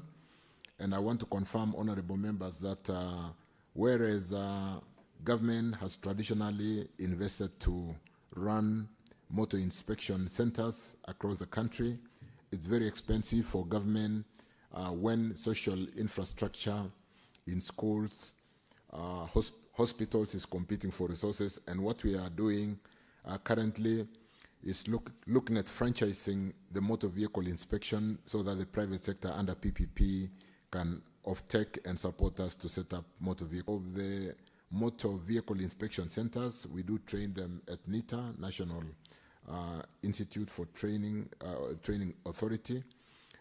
And yes, I hear we probably need to enhance the training, but more importantly, we will be franchising under PPP the motor vehicle inspection centers and opening several inspection centers across the country. Senator Aaron Cheruyot on Londiani Moroni, that difficult section after teeing off Londiani towards Moroni, we are working on that. I think the designs were completed. We just need to put in some funding to correct the challenge and reduce the loss of lives or eradicate the loss of lives on this section of Londiani Moroni Road. And I will equally follow up how far we are on funding this particular segment of Londiani Moroni Road. Senator Seki Kajado, footbridges. Let me just take this opportunity, Speaker, honorable members, to confirm that bridges is a major concern in this country. We don't have enough crossing for our children to go to school, to cross certain sections of the road, and it's a safety issue when a road which is dual with 3 lanes on either side and children are having to cross the road and run almost 50 meters across the road because of the dual road. And therefore, bridges become very important. But more importantly, honorable Speaker, members, we are doing a framework agreement to bring in Bailey bridges. Bailey bridges can be installed quickly. Bailey bridges are basically military design bridges for quick deployment to address the various crossings across the country. And Senator Seki, we will be deploying several bridges across the country to address crossings address the safety of our children crossing and everybody crossing the major highways. And on the Mabasha Bridge, let me follow on that to find out completion of that particular bridge, which has delayed. Let me confirm at this stage that we've paid all the pending bills to contractors. And if there is any project that is slowed down, it's not because of pending bills and will be more harder in administrative management of the contractors to make sure that they deliver on time. And so I'll follow up on this Mabasha Bridge in Kajiado. Senator Nyotu on Jirongo's death and whether the manifest for passengers in the bus is maintained. A manifest would normally either be captured at when passengers are loading a bus, or it would be captured through an investigative process, like in a case when an accident has happened. Was the police able to capture the manifest of those who were in the bus? I don't have the details, but let me undertake to get the details and find out whether there was a manifest. But again, that's a subject for investigation, and I think the National Police Service investigation is undertaking that, but I can find out whether there was a manifest. You know, there would be a manifest if it is a very structured public transport vehicle where people book ahead of boarding. But if it is a case where people are the kind of Matatu system, you do know that we don't have manifest before people board. But obviously there should be a manifest after the accident, depending on how investigations are being conducted. I undertake to follow up on that. Senator Chute, on the concern of Rironi Mau Summit, the great piece of infrastructure that we are developing for the people of Western Kenya. And I could take this together with Senator Beatrice's question on Rironi Mau Summit. We did visit with the members of the National Assembly Rironi Mau Summit last week to see the progress of works done, and just to report and confirm that works is going on, and sometimes in August, September this year, in another 6 months, we'll open the Rironi all the way to Naivasha to traffic, having dualed to completion. Subsequently, the contractor will go down to open the 57-kilometer road, which is called A8 South. This is Rironi, Maimayu, Naivasha. Having completed the upper section, we'll go to Rironi, Maimayu, Naivasha, and work on that section, which will involve cutting the escarpment and dualing that road. And obviously, when you're having to build a road through escarpment and put in heavy breaches and the kind of work that will go on in the escarpment, suddenly cost will not be like when you are building a road through a geologically well flat area. And so to basically answer that question, we'll need to see what kind of geological work in Okadugu, Burkina Faso, once we see the data has been directed by the Speaker, and compare it with not the 175-kilometer road, but 232 kilometers. The road we are building, Honorable Speaker, for the information of Senator Jute, is not 175 kilometers. We are building 232 kilometers of road, because we are also building through the escarpment. But more importantly, like I said, the kind of geology will be things that we need to look at. We are very keen, Honorable Speaker and Honorable Members, to make sure that we don't build expensive roads because it takes up the cost of doing business. This will be a dual road. And if a road is built expensively, and I did talk about value for money, and that is why we don't allow investors to have a return more than 10% of their equity. It can make our country an expensive destination to do business. Industrialization will not be able to attract industry because we are not a least cost country, and therefore industry will move to other more competitive destinations. So we're very conscious. Let's see the data as directed speaker from Chute. We'll do comparative, and if there are lessons to be learned, that will be great. So Rironi is going on well, and on the section from Mau Summit all the way to the border in Malava and going through Kisumu to the other side, we've got funding from AIIB. This is Asia Infrastructure Investment Fund. We've got some funding, some donor, some fund. What do you call it? We've got some donor funding to do feasibility study, which is currently ongoing. It is a grant. It is a grant from Asia Infrastructure Investment Bank to do the study on that section of the corridor, and that is currently going on. Road accidents, as a national disaster, there's so much that we need to do, and we are doing that. Like I've mentioned, we are franchising motor vehicle inspections. We have to do a lot in automating and employing technology in our roads. The kind of things we are doing in instant fine or junction cameras that are currently being implemented by Kura to ensure that we do support drivers to ensure that they don't fall asleep while driving, that they don't the minor infractions are managed using employing technology and so on and so forth. But it is a debate we need to have to see whether it's time to declare road accidents a national disaster. But there's so much that we can still do. Honorable Speaker, I think I want to, that's about the questions I captured for now. I thank you. Yeah, thank you, Honorable CS.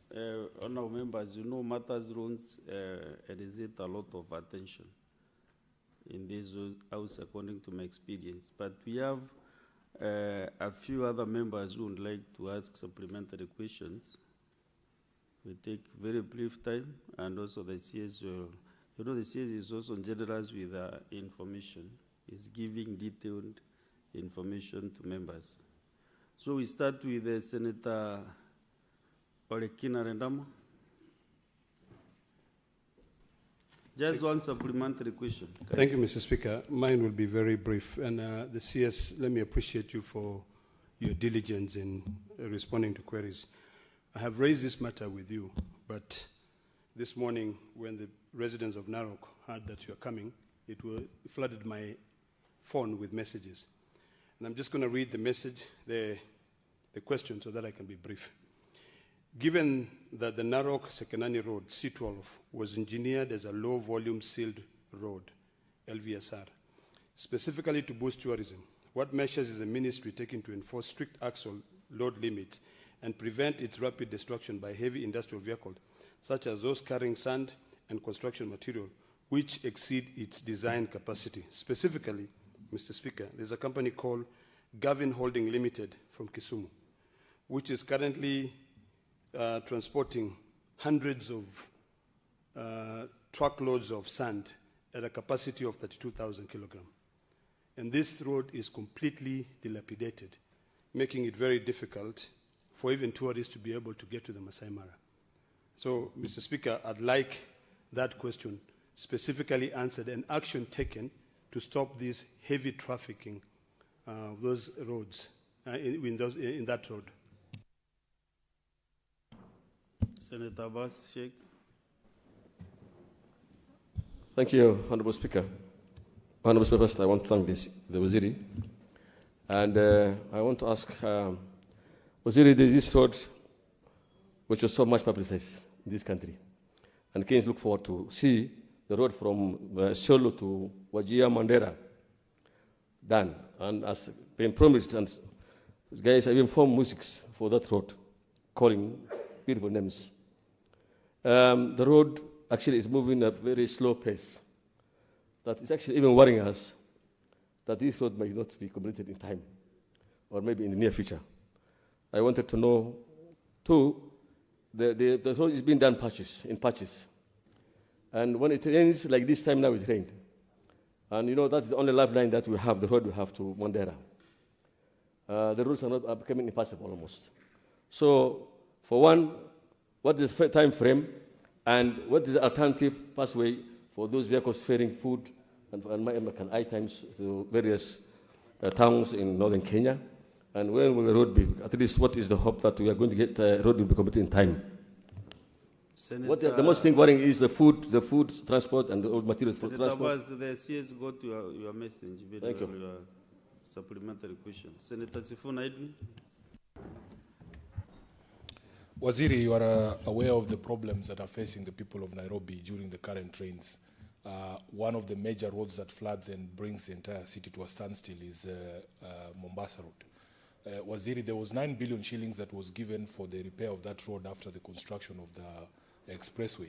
We want to know, are there any plans to redesign Mombasa Road, the old Mombasa Road, to upgrade the drainage system on that road and all the other national highways in Nairobi so that we avoid that flooding? Honorable Speaker, I thank you. Very well, Senator Fatuma Duro. Thank you, Mr. Speaker. Waziri, I wanted to ask that most of the roads in our counties are Maram roads. And every year during the rainy seasons, those roads are washed away. Do you have structured mechanisms where on a yearly basis that you are able to maintain those roads? I thank you. Senator Okongo Mogeni. Yes, I wanted to ask Waziri, last time he was here, Mr. Speaker, sir, he promised to erect bumps on Chebirate Nyansiongo Metamayo Road that has been prone to many accidents. Since the time he was here, we have had 2 more fatal accidents, and he had promised that the government was considering expanding that road by dwelling it because of the topography of that area. Could Waziri tell us what progress he has made towards fulfilling the promise that he made when he last appeared before the House? Thank you, Mr. Speaker.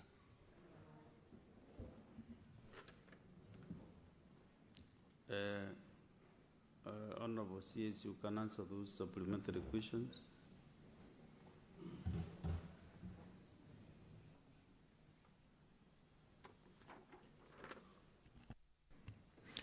Thank you again, Honorable Speaker, Honorable Members. Olekina, I had a short meeting session with him yesterday, and we discussed this concern on Narok Sekanani Road. It's a big piece of infrastructure servicing the Mara, where we pride ourselves as a country as the 8th wonder of the world with respect to the wild beast migration.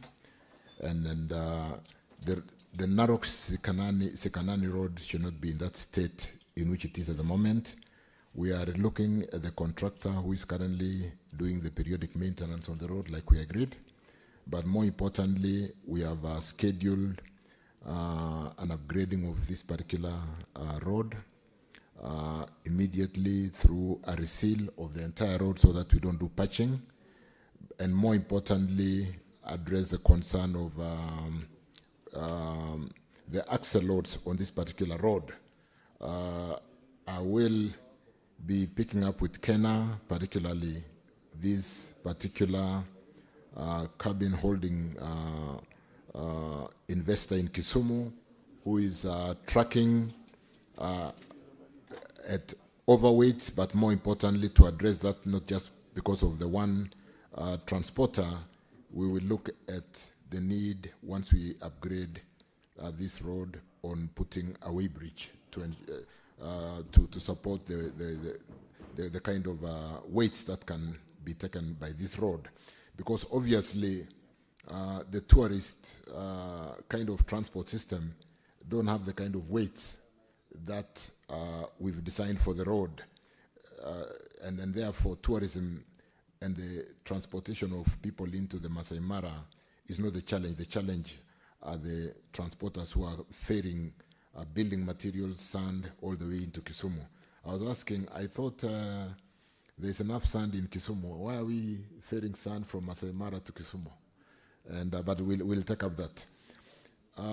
The concern of Mheshimiwa Sifuna, Senator Sifuna, yes, we have a major contractor picking up JKIA Road, JKIA to ABC Place. We are redesigning, we're running a beautification program on this particular road, which will address all the drainages.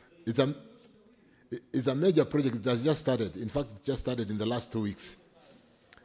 Let me confirm. There is a contractor, CRBC, a major contractor in this country, who are undertaking major works on this particular road, including beautification of this particular road, lighting, beautiful gardens, but more importantly, drainages that can offtake the amount of water. One of the reasons why we basically were aligned towards CRBC is because a lot of the drained water coming from the expressway and being taken by the underpass, which has not been improved and cannot offtake the amount of water, is for CRBC to, and of course the services within the road. This is going to be a quick project. It will be finished within the next 4 to 6 months, and we'll see a very beautiful highway, not just beautiful, drainages being addressed, lighting, modern lighting, all the way from JKIA to ABC Place, and we'll see that in a short while. The contractor has just started work, and we expect to see a completion within 6 months, and that way we should not expect the challenge that we saw in Mombasa Road with the short rains. Senator Dulo, on structured mechanism to maintain our roads, you do know that the bill is before, the amendments is before Senate on Section 6 and Section 47 of the Kenya Roads Board Act, which has a structured mechanism for maintenance of road through RDLF, or Roads Maintenance Levy. It's a levy that we collect about 70, 80 billion every year. And with devolved roads and the requirements of Schedule 4 of the Constitution, the courts did give direction to make good the fact that devolution resources follow devolved functions, and therefore the bill is before this House to ensure that the county roads do get a share of the RMLF for maintenance of roads, and equally, yes, we have a structured mechanism through that fund. Obviously, we'll need more as the infrastructure grows, and we'll continue to work together. One of the initiatives which is being taken, will be taken by the National Infrastructure Fund, is to remove the national highways from this maintenance levy. National highways can maintain themselves through their own generated revenues through concessioning, and that money that has been held by Kenya on the national trunk network can go more into the rural roads for maintenance. So those are some of the initiatives where we see more money coming to support this structured mechanism for maintaining our roads. Senator Omugeni Ogongo, bumps, I need to follow up this. There is no reason why we have not done. That is the easiest ask, and we should have finished with that. I'll follow up. But on the Chebilat, Nyasiongo, that has been programmed for widening, because that is a very narrow section, and like many other areas, including the Mosoriot we talked about with Senator Cherargei, or rather in Cherargei's question, we need to widen that corridor and reduce the accidents. On Abbas' question on Wajir Isiolo, let me confirm that the programs on Isiolo, Kulamawe, going all the way through to Ramo Mandera, we have contractors in all the sections except Samata, Modogashi Samata, and of course Ramo to Mandera. Those were under annuity, those two sections of the infrastructure, about 143 kilometers were under annuity. But the annuity cost was very high.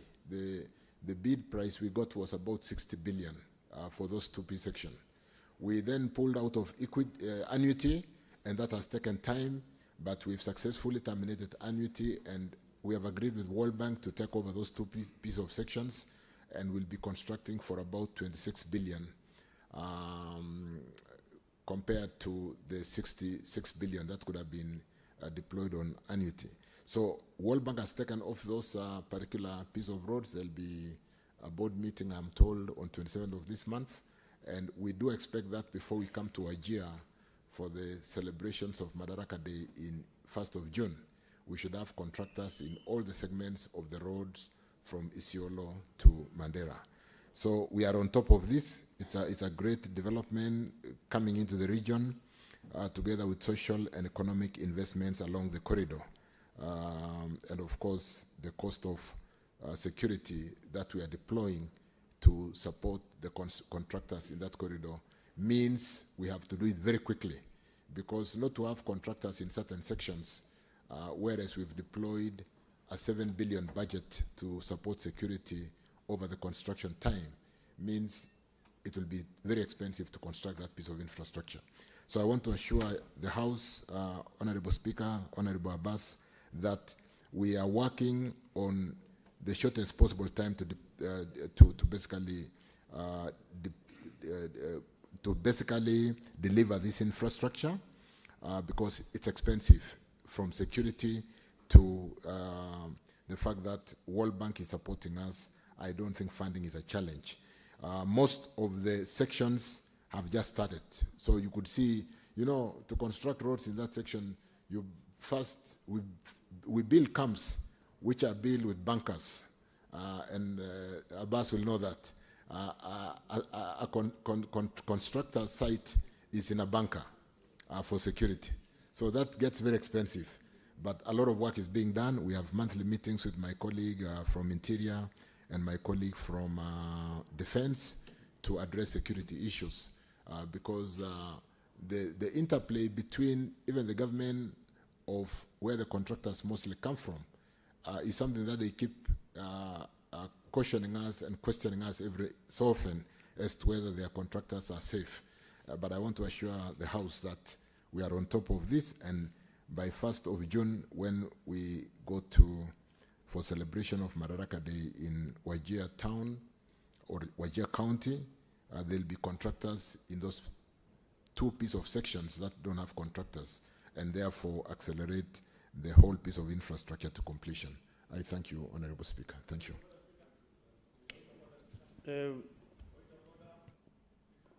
Who is out of order now, Senator Wamen Chute? No, before I said Senator Sifuna had a question on Mombasa Road, which I think is not satisfied with it. I give him 1 minute. Honorable members who have been on this question, one question for almost 2 hours now. So we must really move out of this. Thank you for that indulgence, Speaker. The CS Chirchir knows that I have a lot of respect for him, but that answer that he has given today has fallen short in two material respects. The people of Nairobi are telling me, Honorable CS, that it is not the lack of flowers on Mombasa Road that is causing them to sleep on the road. It is the flooding. So please, before you address issues of beautification and streetlights, we want a solid plan on how to drain water on Mombasa Road. And secondly, Honorable Speaker, he has not addressed himself to the question of the 9 billion that had already been given to the previous contractor, who we were told, Speaker, is a company associated with one member of parliament here. We want to be told he was given a tender to repair the damage that was done. Honorable Speaker, the damage that was done during construction of the expressway, there was money that was allocated for that, and it has not been done. So he has not addressed that, and he needs to prioritize drainage over flowers. Senator Sifuna, you know, once the CS gives commitment, like he said, within 4 months you will see those developments done. He said so. You know, that is why I'm here to listen to all the details. You have a commitment between 4 to 6 months, the road will be done, good drainage, beautification, and all those things. He committed himself to do that. And the secretariat have captured that commitment. So after 4 months, we will be able to raise. Like here, there are commitments for July, which I'll be asking before he leaves, what happened to those commitments.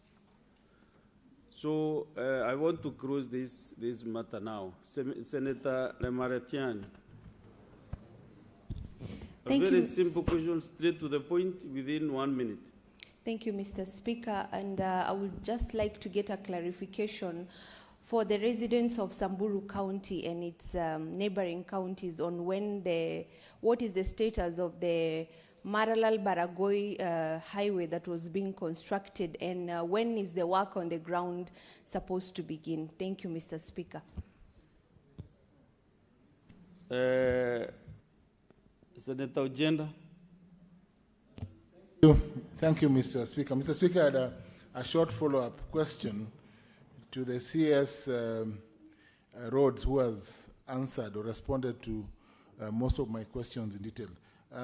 CS, you have referred, and in your response, you have stated that the construction work for the part of Coptic Road that caused the fatal accident, the Coptic area crash road, there's already a plan to pave, to repair, and to reconstruct. I also note that you have also said that the other problematic area, the black spot area of Molem, Nambaokana, Nyamasari, and Kasagam Road are also under consideration. CS, just confirm to me the time frame. The time frame. When will this work start? Because as things stand now, that area is a danger, in itself a danger. What the roads people have done in the Coptic area black spot is itself a danger, and we may witness another accident before the works begin. Thank you. Senators, once you are given time to execute a supplementary question, you should stick to one shot, just one. Senator Orekina.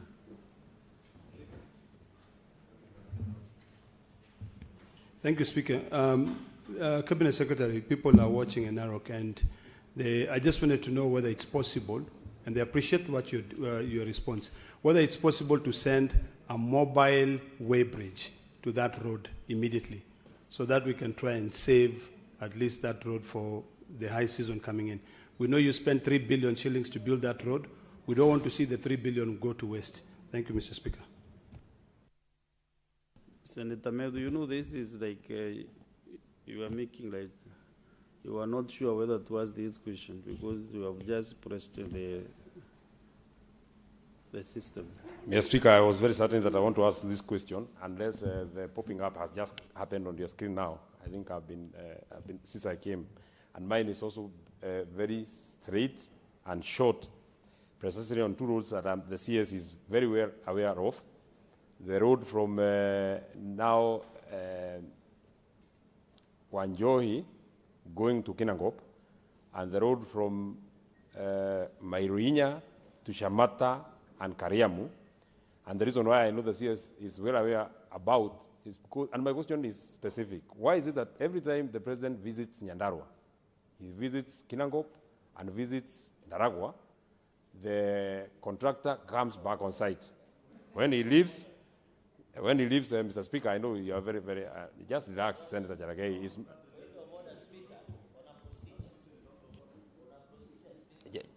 I'm just about to finish, Speaker.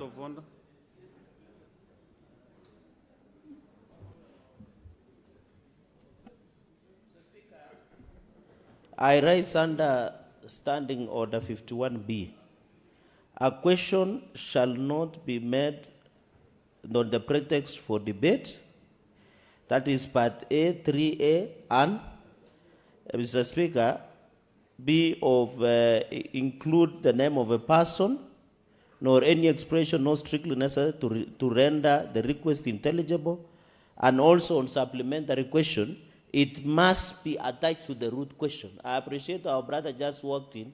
It must on the safety of the road. Is it in good faith or is it in order for the Senator of Nyandarua to try and ask questions that is relevant and introduce a debate, Mr. Speaker, and bringing the president into the mix? He can do those politics on the corridors of streets. Senator Medu, you know, if you're asking a question on that road safety,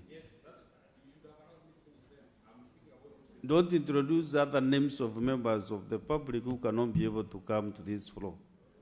So don't take advantage of your presence here to mention other names. That will not be allowed. Okay, thank you very much, Mr. Speaker. Then let me work on the... You know, some people here get very agitated when we speak about the president. We have no people in this house. We have honorable senators. Okay, some honorable senators get very agitated when we mention the president. I mean, he's the president of Kenya. If he doesn't want to be mentioned, he has other duties You that have he no can question to ask? undertake. So my question on safety, Mr. Speaker, and I don't know why this Senator Jaragai keeps disturbing people. Why don't you allow us to speak?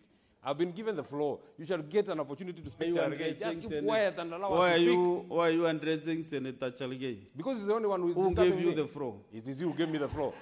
Then why are you addressing Chalgei? Why are you allowing him to shout at me? No. Now you are Okay. degenerating this house into a showdown, which I can't allow you to do that. Okay. Why don't he allow me to ask my question? My question is on safety. So, Mr. Speaker, the question I was asking, whether he's aware that out of the nature of that road, especially the section between Mairuenya to Shamata, we have had countless number of accidents because you see, the contractors leave they come to site and then they leave the road in very, very, very bad, in a more worse state than they even found it. And so therefore, we keep getting our vehicles, many accidents happen out of that negligence of the contractors. That is my question. So CS, just respond to those few questions and then we close this session.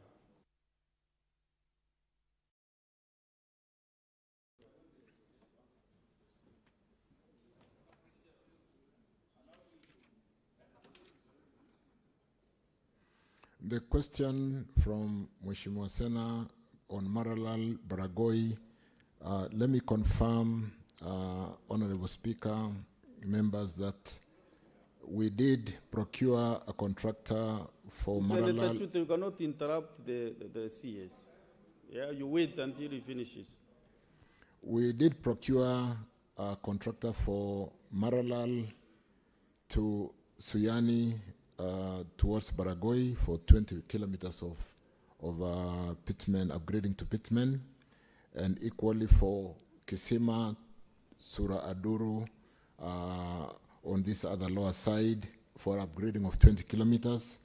Work should have started in earnest because this road was equally launched, and I will follow up to make sure that work has started. But yes, we have a contractor on these two pieces of infrastructure from Maralal towards Baragoi, 30 kilometers to Suyani, and 20 kilometers from Kisima to Sura Aduro, upgrading equally 20 kilometers.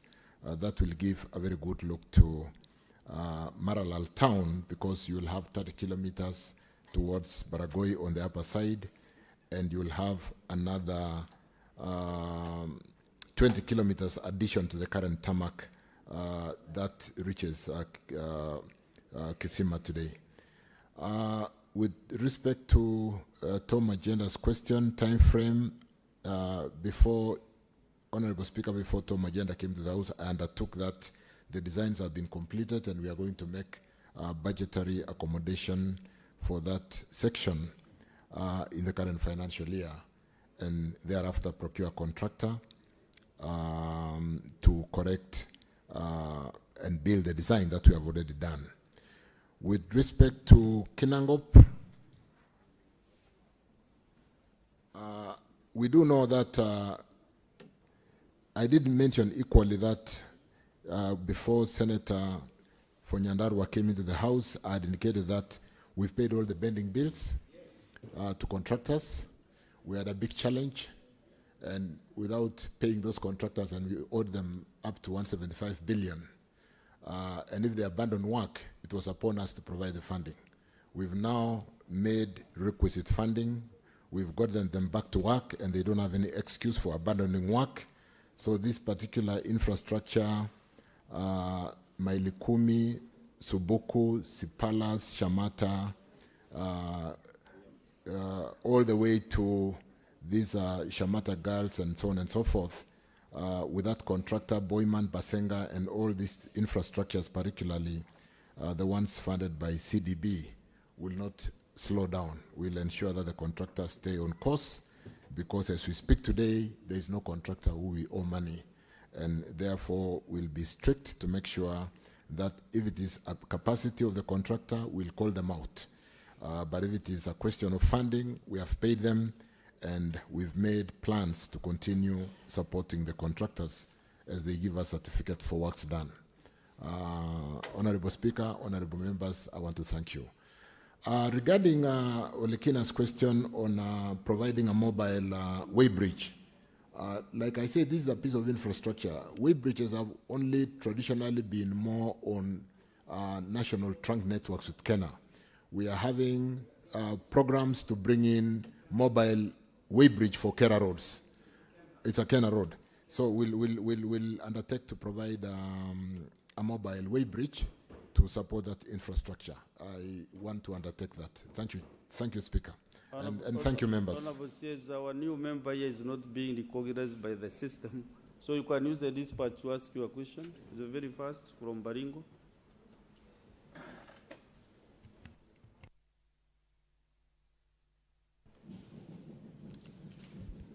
Thank you, Mr. Speaker and Honorable CS.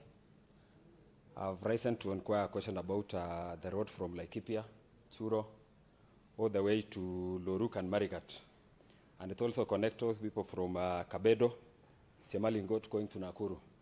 Mr. Speaker, last year, there have been a water increment in Lake Baringo, and it has totally swallowed the road from Loruk to Nakuru. And this year again, the situation is worsening, Mr. CS.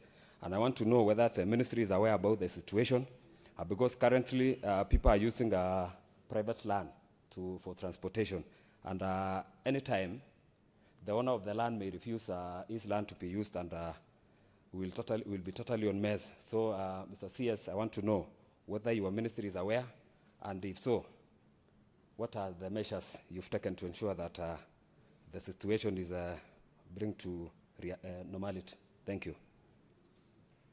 Yes, CS.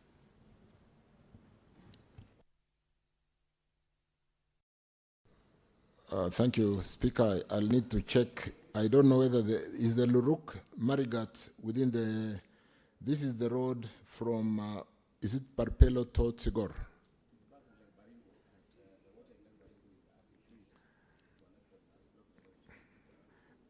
Thank you, Speaker. We're building a number of piece of infrastructure to support the road coming out of West Pokot through Kitale to Eldoret and down to Nakuru. And to that extent, there is the road from Parpelo to Tsigor, Marich Pass, which will come through the lower section. I do know that we have the Marigat, Muchongoi, Karandini. I need to check. But more importantly, the question from Senator Chemitei is of concern even to us, because some of our roads are underwater, and not just because of the rising lakes. And so we are designing the road and having to move it way up because of the climate change issues, and the fact that those of us who visit that particular region would really pay attention to climate change issues, to the extent that a number of the tourist hotels are underwater today. Equally, the road, sections of the road are underwater. So we're designing roads as a matter of urgency, way above the water levels, and trying to understand what we all need to do as a country to address this question of rising lakes. And so I want to assure the House, I want to assure Mheshimiwa Chemitei that we will work on that. I want to pay more attention on where the design is today and how we are going to quickly support to relocate the redesigned road and provide funding to ensure that the people for this particular region do have access to markets and people can move to their homes. I thank you.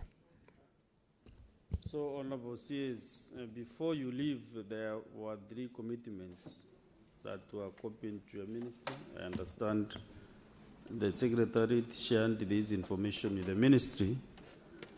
Whether maybe you have something to say about them.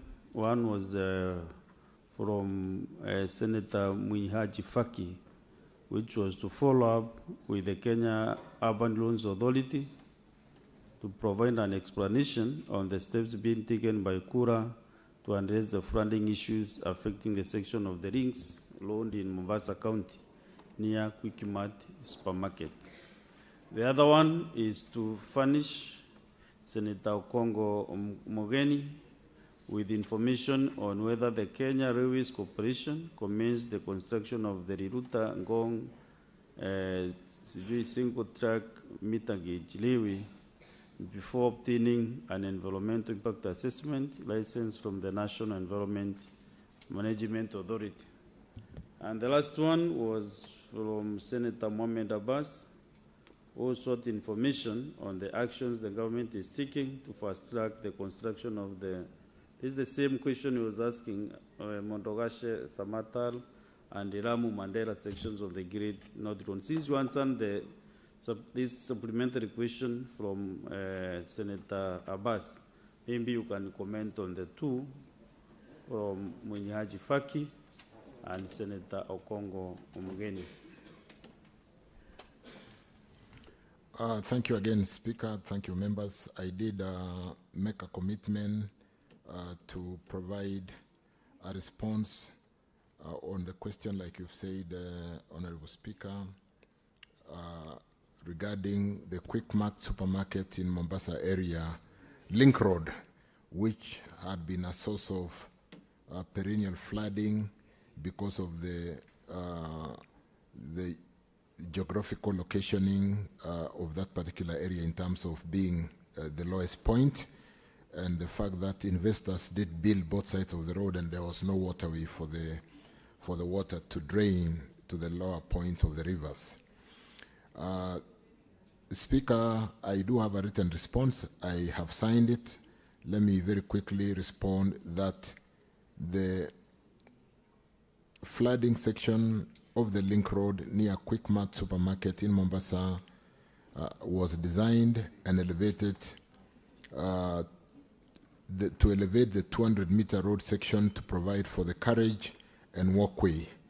I do have the response, including the pictures. That we've fully constructed the area. There is no flooding today. I want to confirm I did visit that particular section 3 weeks ago, and it's a beautiful piece of completed work with paved walkway already done, including rehabilitation of the Quickmart section, culvert installation, sinking of new vertical drain, 5 in number, desilting of existing vertical drains, pothole repair and patching, and performance-based maintenance already signed up. We did spend 54 million Kenya shillings to do that work, and the place is looking good today, and the member will be aware that with the short rains that we have just witnessed, the place was a good motorable section. I will, if I have not already tabled, I will table the response for that particular commitment. The second commitment I did make with respect to Senator Abbas' question on Ramu, Samata, what do you call Modogashe, Samata, and Ramu Mandera, the last section of the corridor at Mandera. I've really answered this this morning in the course of engagements, but the government of Kenya had initially planned to upgrade the Modogashe Hapaswen Road section under the Road Annuity Program, like I said earlier. as Lot 3 within the public-private partnership framework. The Lot 3 project included 68-kilometer Class A road from Modogashe, Habaswein, extending to Samata, as well as 75-kilometer Mandera-Ramo. The contract for upgrading of Lot 3 project was awarded to HAS Consortium GVR Infra in joint venture with Shandong High Speed Nile Investment Company. However, due to cost-related challenges, the government of Kenya decided to scrap the road annuity program, leading to termination of the contract for Lot 3 road project. As a result, the government is now shifting to engineering, procurement, construction, financing mode for upgrading of this particular Lot 3 section.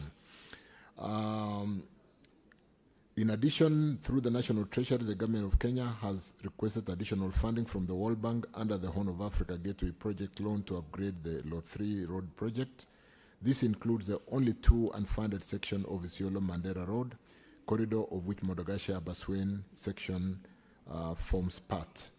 The delay in completing the upgrade of Modogashe-Abaswein Road section is due to the challenges experienced in terminating the contract with the engaged annuity contractor, HAS Consortium, for Lot 3 annuity project, which required legal intervention and the delay in securing funds to compensate the terminated contractor due to budgetary constraint. That has now been done, and in addition, World Bank has taken up those two sections, like I did mention earlier. The short-term strategies, the government is consistent in maintenance of the existing roads through the road maintenance levy. This is through construction of engineered gravel road, as well as undertaking routine maintenance, spot improvements, and so on and so forth. But as soon as we bring on the contractor, we'll make sure we do equally maintenance ahead of works. It's a long, detailed response, Mr. Speaker, and I do have the written response which I've signed, and I will table it before the House. Yes. On the final one, regarding whether we did build the rerouter, let me just very quickly open this. There was that question 93 that I also undertook to bring a response, and the question was the current progress of works on the rerouter Ngong railway line construction. Mr. Speaker, the transport sector is recognized as a key pillar and critical enabler in achieving Vision 2030 long-term development strategy and bottom-up economic transformation. Development of efficient transport system in rural and urban areas is therefore a key factor in supporting the country's development strategies. The government of Kenya, through Kenya Railway Corporation, conducted a feasibility study that resulted in the development of Nairobi Commuter Master Plan 2019. The master plan identified key commuter line corridors for development modernization within Nairobi metropolitan area. That include Nairobi Kikuyu Limuru, Nairobi Riruta Thika, which is also existing, Nairobi Lukenya Kitengela, Konza, which is also existing, Nairobi Jomo Kenyatta International Airport proposed, Nairobi Embakasi Village existing, and Nairobi Riruta Ngong, which is the concern that the member raised under question 109. Riruta Ngong Road commuter line, which will be linked to the revitalized Nairobi railway station, is also one of the commuter lines identified as critical transport infrastructure under the prioritized integrated transport system for decongestion of Nairobi metropolitan area. The rationale behind the preference of the commuter rail over road transport, that commuter rail is for mass transportation, where one commuter train carries up to 6,600 passengers, both standing and sitting, which is equivalent to 460 14-seater matatus off the road. I wish to indicate that for this particular project, the source of funding for the project is purely Government of Kenya. Mr. Speaker, as regard environmental social impact assessment study, the same was conducted in line with the Environmental Management and Coordination Act. I've also attached to my response, which I'll sign and table and deposit before the House. I also wish to add that the project is being implemented under the EPC or engineering procurement construction basis with an independent consultancy for design review and construction supervision in place. Because again, Speaker, members have got a comprehensive written response. Let me beg to confirm that, yes, we had a court case which has now been lifted and work will therefore progress. I thank you. Okay, CS. That response is sufficient. We will table with the table office. So, Honorable Senators, that is the end of the session with the CS loans and transportation. Thank you, CS, and your team for, again, continuously appearing before the Senate, and you have really covered all your supplementary questions with that most precision. And even though you are not even prepared for the questions, you are able to know where the rules are and the status of those rules. So thank you very much indeed. All the best as you serve this good country of ours. So, yeah, that's okay, CS. You are free now to... Sergeant Adams, you can collect the documents from the CS. Thank you. Thank you, Waziri. So, Honorable Senators, we now go to the next one.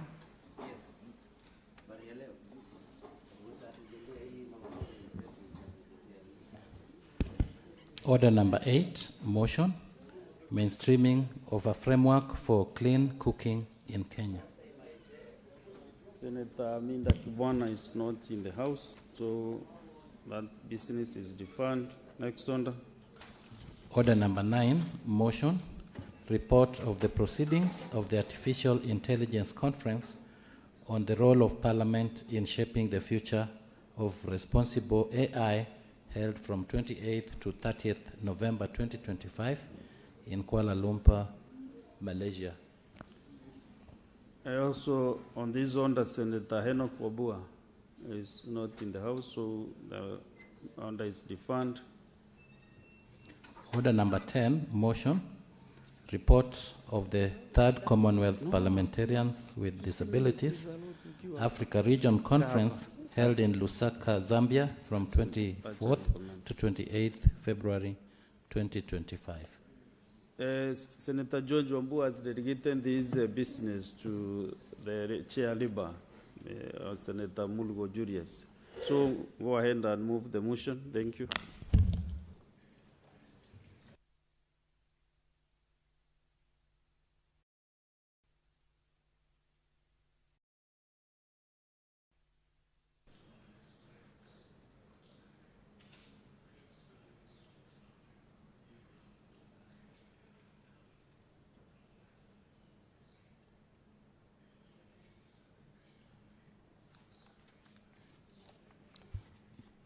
Thank you very much, Mr. Speaker. The Commonwealth Parliamentarians with Disabilities Africa Region Conference held at Ciela Resort and Spa in Lusaka, Zambia, 24th to 28th February 2025. Mr. Speaker, sir, I beg to move the motion that the Senate notes the report of the Third Commonwealth. Senator, can I remind you, I'm the one on the seat. Oh, I'm sorry, Madam Speaker. Parliamentarians with Disabilities Africa Region Conference held in Lusaka, Zambia from 24th to 28th February 2025, laid on the table of Senate on 7th August 2025. Madam Speaker, the Commonwealth Parliamentary Association was founded in 1911 and in International Community of Commonwealth Parliaments and Legislature working together to deepen the Commonwealth commitment to the highest standards of democratic governance and parliamentary practice. It offers parliamentarians and parliamentary staff the avenue of collaborative on the issue of mutual interest and share good practices. The Commonwealth Parliamentary Association represents more than 180 parliaments and legislatures, 53 Commonwealth countries divided up between 9 geographic regions of Commonwealth, that is Africa, Asia, Australia, British Islands, and Mediterranean, Canadian, Caribbean, Americas, and Atlantic, India, Pacific, Southeast Asia. The Commonwealth Parliamentary with Disabilities was established 2018 and is one of the networks within the CPA that facilitates activities and programs to champion and increase the representation of persons with disabilities in Commonwealth parliaments and works towards mainstreaming of disability considerations in all CPA activities and programs. The CPWD Africa Region Network has held 3 conferences since its inception in 2018. The 3rd Commonwealth Parliamentarians with Disabilities Africa Region Conference was held 24th to 28 February 2025 in Lusaka, Zambia, under the theme Breaking Barriers, Building Inclusive Parliaments for Persons with Disabilities. Kenyan delegation was represented by Timothy Wanyonyi, MP, leader of the delegation, and PWD Africa regional champion, Honorable Rose Musso, MP, Senator Crystal Asige, MP, Senator George Mbugwa, MP. The members of parliament were accompanied by the following officers: Mr. Polycarp Matara, Engineer Mutunga Mike. The first one was Clerk Assistant 2, and the second one, the Engineer Clerk Assembly, Engineer Maintenance Officer, and National Assembly. Delegates at the PW Region Conference discussed wide range of topics represented by the resource persons who shared their insights and knowledge include technology,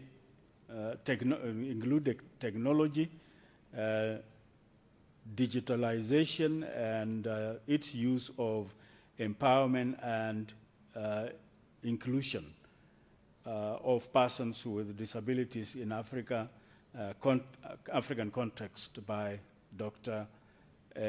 Margaret Matonya from Zambia. Accessibility in action, designing physical spaces for inclusive parliamentary, by Mr. Ibrahim Asante from Ghana. Policy pathway, effective strategies for implementation, disability inclusion in parliament, by Mr. Meshak Matumba from Zambia. Culture and shifts changing in attitude towards disability in political institutions, by Honorable Joseph Musonje. Musanje, MP, Zambia. Resolutions to the Third Commonwealth Parliamentarians with Disability Africa region. Madam Speaker, after the deliberation of the main topics of the conference, the delegates adopted the following: recognizing the fundamental human rights and freedoms of all persons, including persons with disabilities, acknowledging the valuable contributions of persons with disability, expressing concerns that persons with disability continue to encounter barriers hindering their effective participation in parliaments in the Commonwealth Africa regions, emphasizing the critical need for inclusive and accessible parliaments for persons with disabilities, welcoming the progress made by some parliaments in African region, advancing the inclusion of persons with disability, reiterating the commitment of the Commonwealth Parliamentary Association to promoting and governance democracy and human rights, including the rights of persons with disabilities. The conference resolved, one, technology, digitalization, and the use of empowerment and inclusion of persons with disabilities in African context. One, to encourage African parliaments to leverage the technology and digitalization to empower and include persons with disabilities. Two, urge the African parliaments to undertake comprehensive capacity building programs to equip parliaments and staff with skills and knowledge necessary for effective utilization of assistance technologies and accessive digital platforms. Three, further urge African governments to collaborate with organizations of persons with disabilities, technology experts to prioritize the development and implementation of imperfectful digital inclusion strategies. Four, furthermore, urge African governments to include disability mainstream discussions. And topic two, accessibility in action, digitizing physical spaces for inclusive parliaments.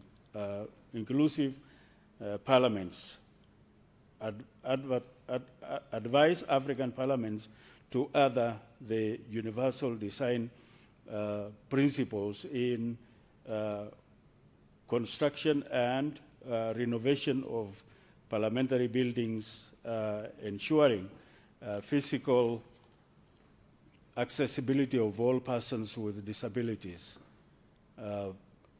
Two, further advance African parliaments to regularly conduct accessibility audits to productive identify and address barriers within the physical environment. Urge African governments to undertake the meaningful consultations with persons with disabilities.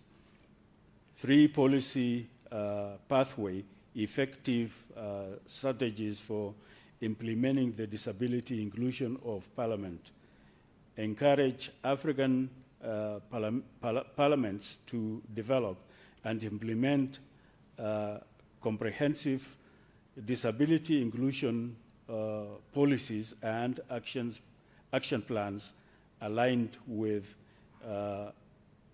CRPD, articulating clear goals, targets, and measurable indications for monitoring progress. Further, encourage African parliaments to ensure that disability inclusion policies encompasses all facts of parliamentary work. Urge African parliaments to allocate adequate financial resources to ensure the effective implementation of disability inclusion policies. Culture shift, changing attitude towards disability in political institutions. Advise African parliaments to implement awareness campaigns and training programs to combat stigma and negative attitude towards persons with disabilities. Encourage African governments to promote inclusive that showcases the contribution and capabilities of persons with disability. Urge African parliaments to actively champion disability rights. Further, urge African parliaments to enact legislation that promotes inclusiveness of persons with disability. General resolution, the CPA African Region Secretariat, in collaboration with CPA headquarters, shall continue to support and facilitate the work of CPWD Network Africa Region, providing necessary resources and technology assistance to parliaments and implementing these resolutions. African parliaments shall resort to the regional secretariat on the progress of the implementation of these resolutions. The CPA African Region Secretariat shall include segment for members to report back on the implementation of the resolutions for the previous conference. The CPA Secretariat shall circulate proposed topics of the next conference to members to effect emerging issues, and at least 1 month before the next conference for approval. This conference calls upon the Commonwealth parliaments in Africa region to fully implement these resolutions and actively contribute towards building a genuinely inclusive parliament for persons with disabilities. These resolutions were unanimously adopted on 27th February 2025 by the third conference of Commonwealth parliamentarians with disability African region held in Lusaka, Zambia. Madam Speaker, I beg to move and request Senator Cherargei to support. To second, thank you. Thank you, Senator West Pokot. Senator Cherargei, to second.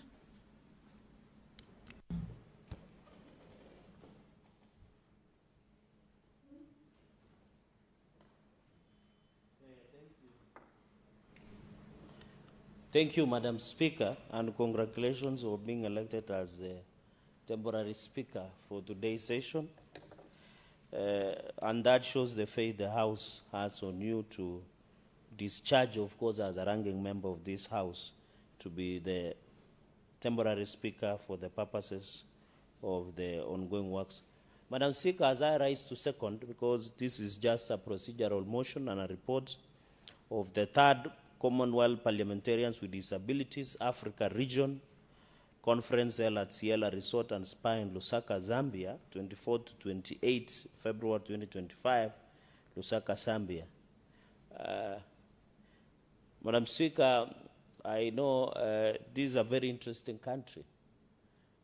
You remember they have not been able to bury their president called Edgar Lungu, who was a former president of Zambia, because of, it is a very interesting case like SM Otieno case. And I have a number of friends who are priests who normally do missionary work in Zambia, and I know Kenyans have an interest. It's one of the countries that Kenya prides itself for working closely. And I'm happy they hosted the issue. I have a friend who is called Father Teleo, who just left Zambia, and he's telling me Zambia is a good country, Madam Speaker. But that being said and done is that I want to celebrate that we need to know the place of PWDs, Madam Speaker. You are aware of Article 54 on persons with disabilities. I think Kenya, Madam Speaker, has one of the progressive recognition of the youth, minority, marginalized, and PWDs. So the Commonwealth Parliamentary Association, the CPA, should and must note as a parliament. Because, Madam Speaker, if we are aware with the challenges and we play the role that people living with disability are able to do, Madam Speaker, it will be able to allow us, if we can recognize the law of PWD, we are the lawmakers. We are able now to make laws that will assist and ensure people living with disability or are differently able are able to discharge their mandates. Madam Speaker, as I speak, Madam Speaker, allow me also to send my condolences and messages of goodwill, because last week, Thursday, a building or a latrine collapsed in Kapsabet School for the Deaf in Kapsabet, where we lost a student and a number of injuries that they are recovering in our hospitals. Madam Speaker, I want to send my quick recovery and wish them well. And also to thank the President, Madam Speaker, because that day President William Ruto was visiting Nandi when the incident happened, and he took time to go and commensurate with them, to condole with them, and wish them quick recovery, and gave them a support of 5 million to support Kapsabet School for the Deaf. And I think, Madam Speaker, that school needs a lot of support. These are our children that are different. And Madam Speaker, we need to tell Kenyans and everybody in this country that having a child who's differently able is not a curse. It's not a taboo. We have in this society, Madam Speaker, where parents are hiding their children who are PWDs or differently able. We must condemn. It is not an offense. It is not a taboo. It's not a curse. Madam Speaker, even if you interact with these people who are visually impaired, differently, people living with disability, Madam Speaker, they have some strong abilities that even normal human beings don't have. So we want to encourage parents to stop. And how can we stop that? Is by recognizing the role of PWDs as parliament, as was envisaged in this conference. So if as leaders we recognize the uniqueness of people living with disability, as a parliament we take the lead. And you know, leadership leadership are dealers of hope. We must give hope to the people, Madam Speaker. And this disability truncates many things, Madam Speaker. And we want to appeal that as a country, we have the Disability Act, and I want to thank former Vice President Angomudi Owar, because he was the pioneer of prison reforms and also the Disability Act of 2003 that gave birth to Article 54. And Madam Speaker, Kenyans should not know that we are not discussing this report about parliament recognition. Under Article 54 of the Constitution of the Republic of Kenya, people living with disability have been recognized And in fact, 54.2 says that there shall be progressive implementation principle, at least 5% of members of the public in elective and appointive bodies are persons with disability. Madam Speaker, I want to appeal that we must do legislative audit, because I can tell you, I have sat in Public Accounts Committee, and you are a member of Public Accounts Committee. All counties, including your county, Isiolo, have failed to meet the threshold of appointive positions of people living with disability. Even Kisii, even Omabe, even Nandi, Madam Speaker, and many other counties, including Muranga, they have failed in terms of Article 54.2 to meet the threshold that the Constitution has set.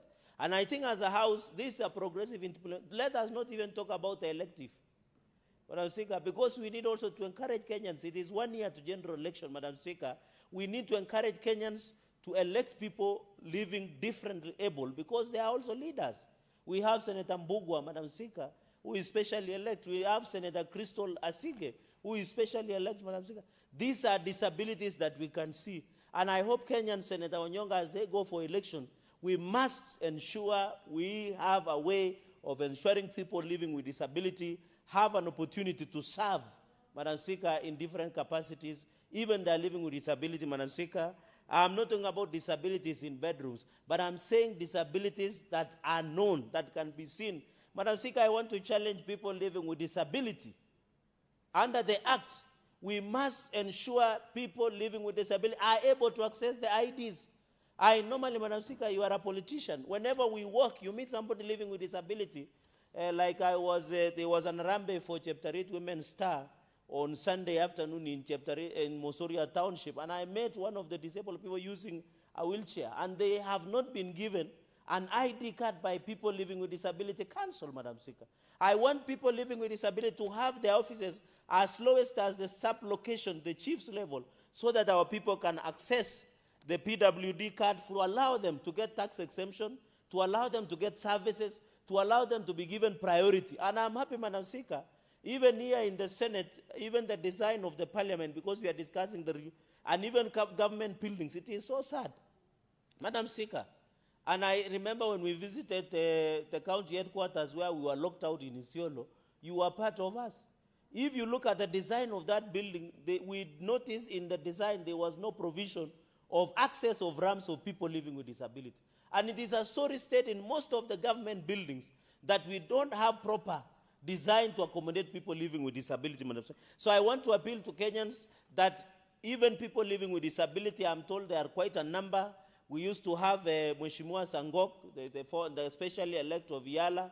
He was with us. There are a number of Dr. Musuruve, who was a member, who was specially elected in the last session, Madam Speaker, and a number of our colleagues we have recognized. I think we should not leave the people living with disability to the mercy, to the philanthropy of our political parties for them to get to the office. Madam Speaker, especially coming. And this we will be doing in Article 54.2, the issue of persons of rights with disability, CRPD, protocol to the African Charter on Human Rights and Universal Declaration of Human Rights, which is well captured, Madam Speaker, in this report. And also, I want to appeal, because Article 54 recognizes the Braille sign language as a national language, apart from English, Kiswahili, and sign language as Braille.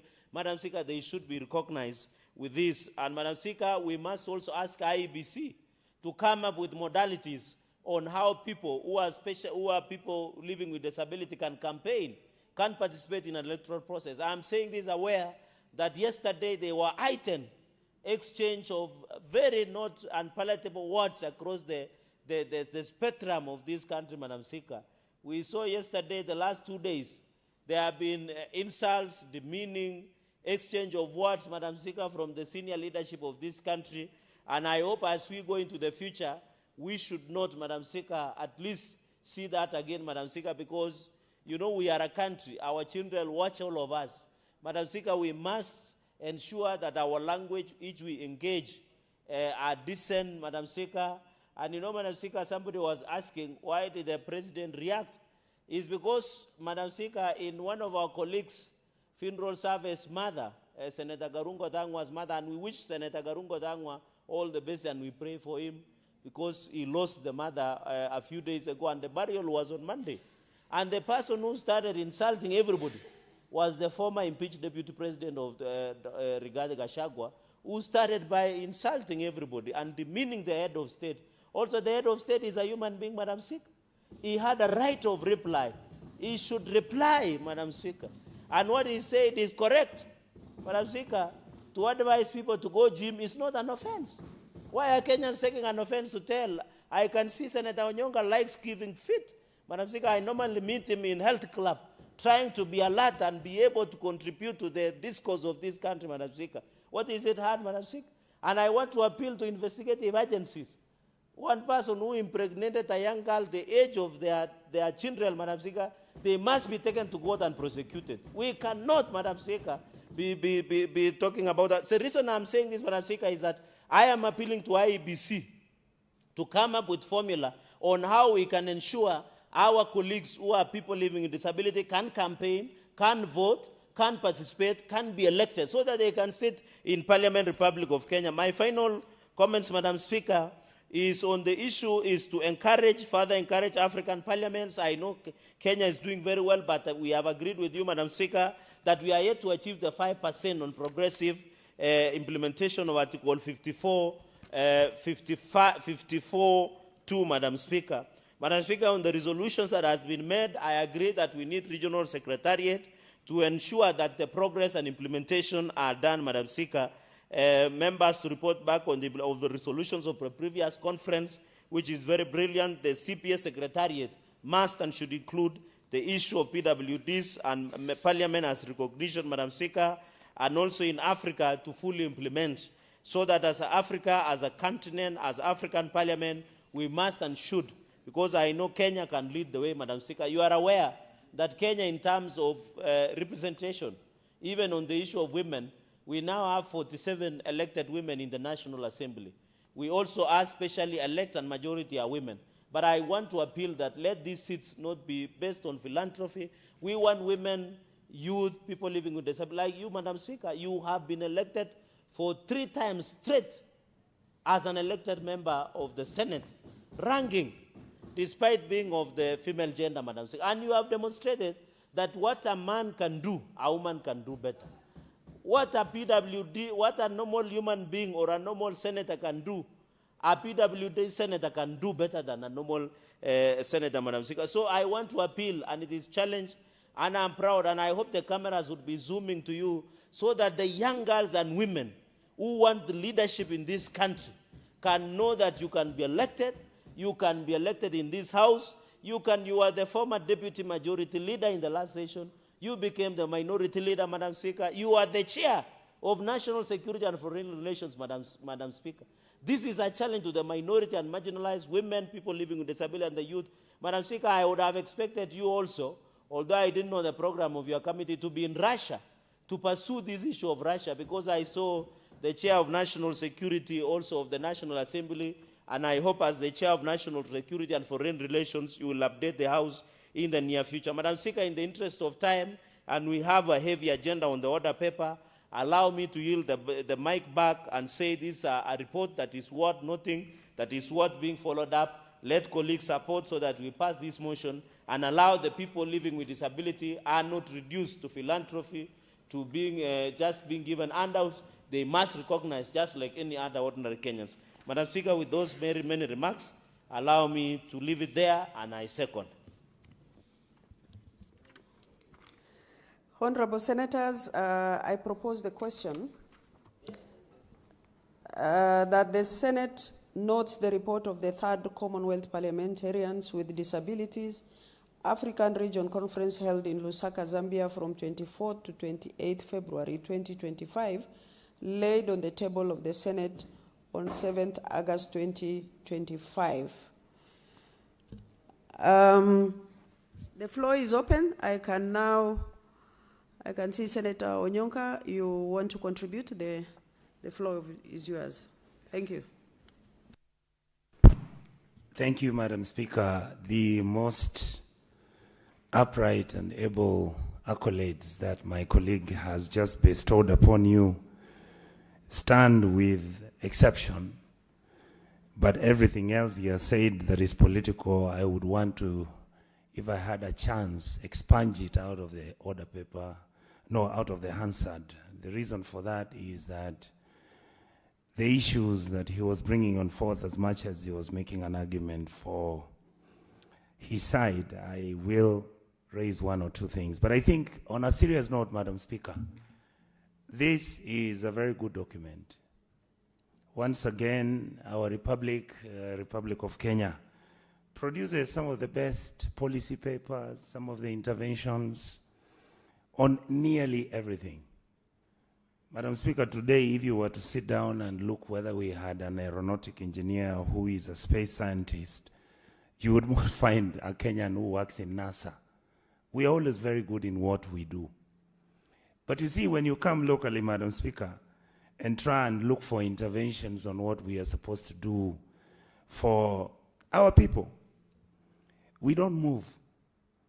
This is what has been contradictory to my interpretation of our political standing as a people, as a leadership.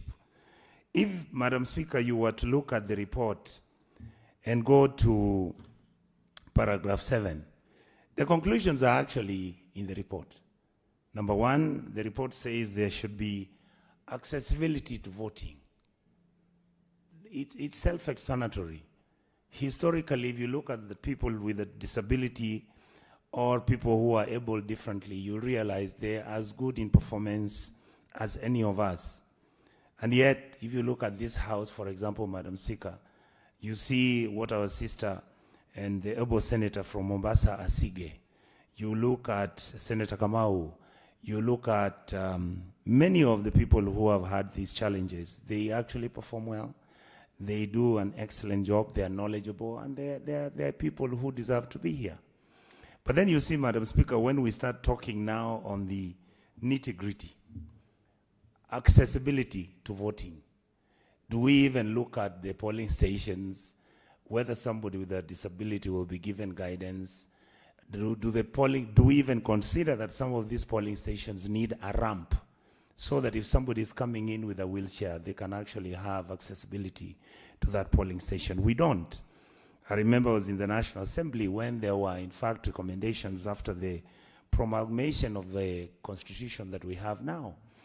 And there was a suggestion that all buildings, including all facilities, privately owned and national government owned, should be opened up and provide the necessary infrastructure so that people with disability can be able to access those buildings. That hasn't been done. I believe that this House can engage itself so that we don't become a talk shop, Madam Speaker. The reason I raise this issue is because, number two, go to representation in government, whether it is the national government, whether it is the county government, and indeed, you notice that my brother, Honorable Cherargei, my brother and a man I highly respect, only talked about county governments. But even the national government has left a gap where deliberately look at the people who are appointed. They are all able people, and the reality is that it looks like nobody considers, or even if somebody was to consider this position, you would find that nobody would care to listen. The third issue they have raised is civic engagement.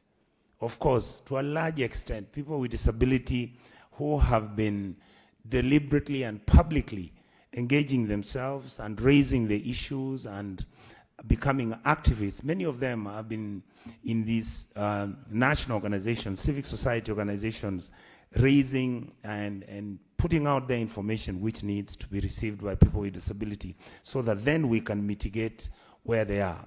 You come to the fourth issue, the legal policy frameworks. If you look at this policy framework, one of the things that I'm very advantaged, Madam Speaker, is that I sit at the Health Committee, and one of the things that we've been looking at is what are we going to do with, for example, children who have got disability and who have got incapacity, because some of the diseases they have are diseases that are not easily managed by either their parents or even the county governments. And I'm happy that the Committee for Health is working on this so that then we can begin to classify and handle our people when they have these challenges, especially our children.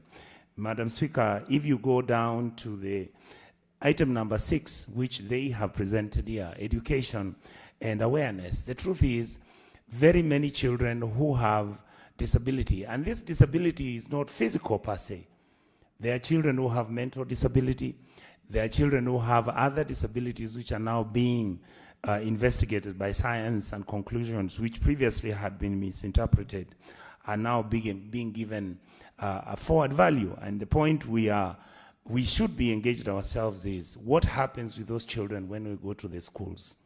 Because some of the buildings are actually 3, 4, 5 floors. And yet you'll find that from 3, they are placed on floor number 4, because the ground floor is where the administration block is. What do we do with those children with disability? Because my observation, Madam Speaker, is that some of these children, indeed, we are treating them as if we are punishing them. And that is why you have to allow somebody who's on a wheelchair or who's not able to walk, even if they walk with a stick. These young children or young men and women who go to our schools and universities and all the colleges, you find that we have not engaged ourselves to come with interventions and policies which are going to make it more bearable and more acceptable for them to survive within this environment under which we live in, where we feel that we are extremely secure and we are comfortable, and it doesn't matter where our people are going to be. The last one, Madam Speaker, is the issue of technology and innovation. I believe that when we are coming to look at this as a policy initiative, we have to look at the possibility of some of the cases of children and individuals who have got these disabilities, some of them which are mental, have been found that they are actually extremely intelligent. Some of them have become extremely good painters. Some of them are blessed and rewarded in a very unique manner. And Madam Speaker, I do believe that if you look at the issue of technology and innovation, that some of the innovations that are going to be introduced will end up and come a long way to help people with disability, and I believe this is a positive.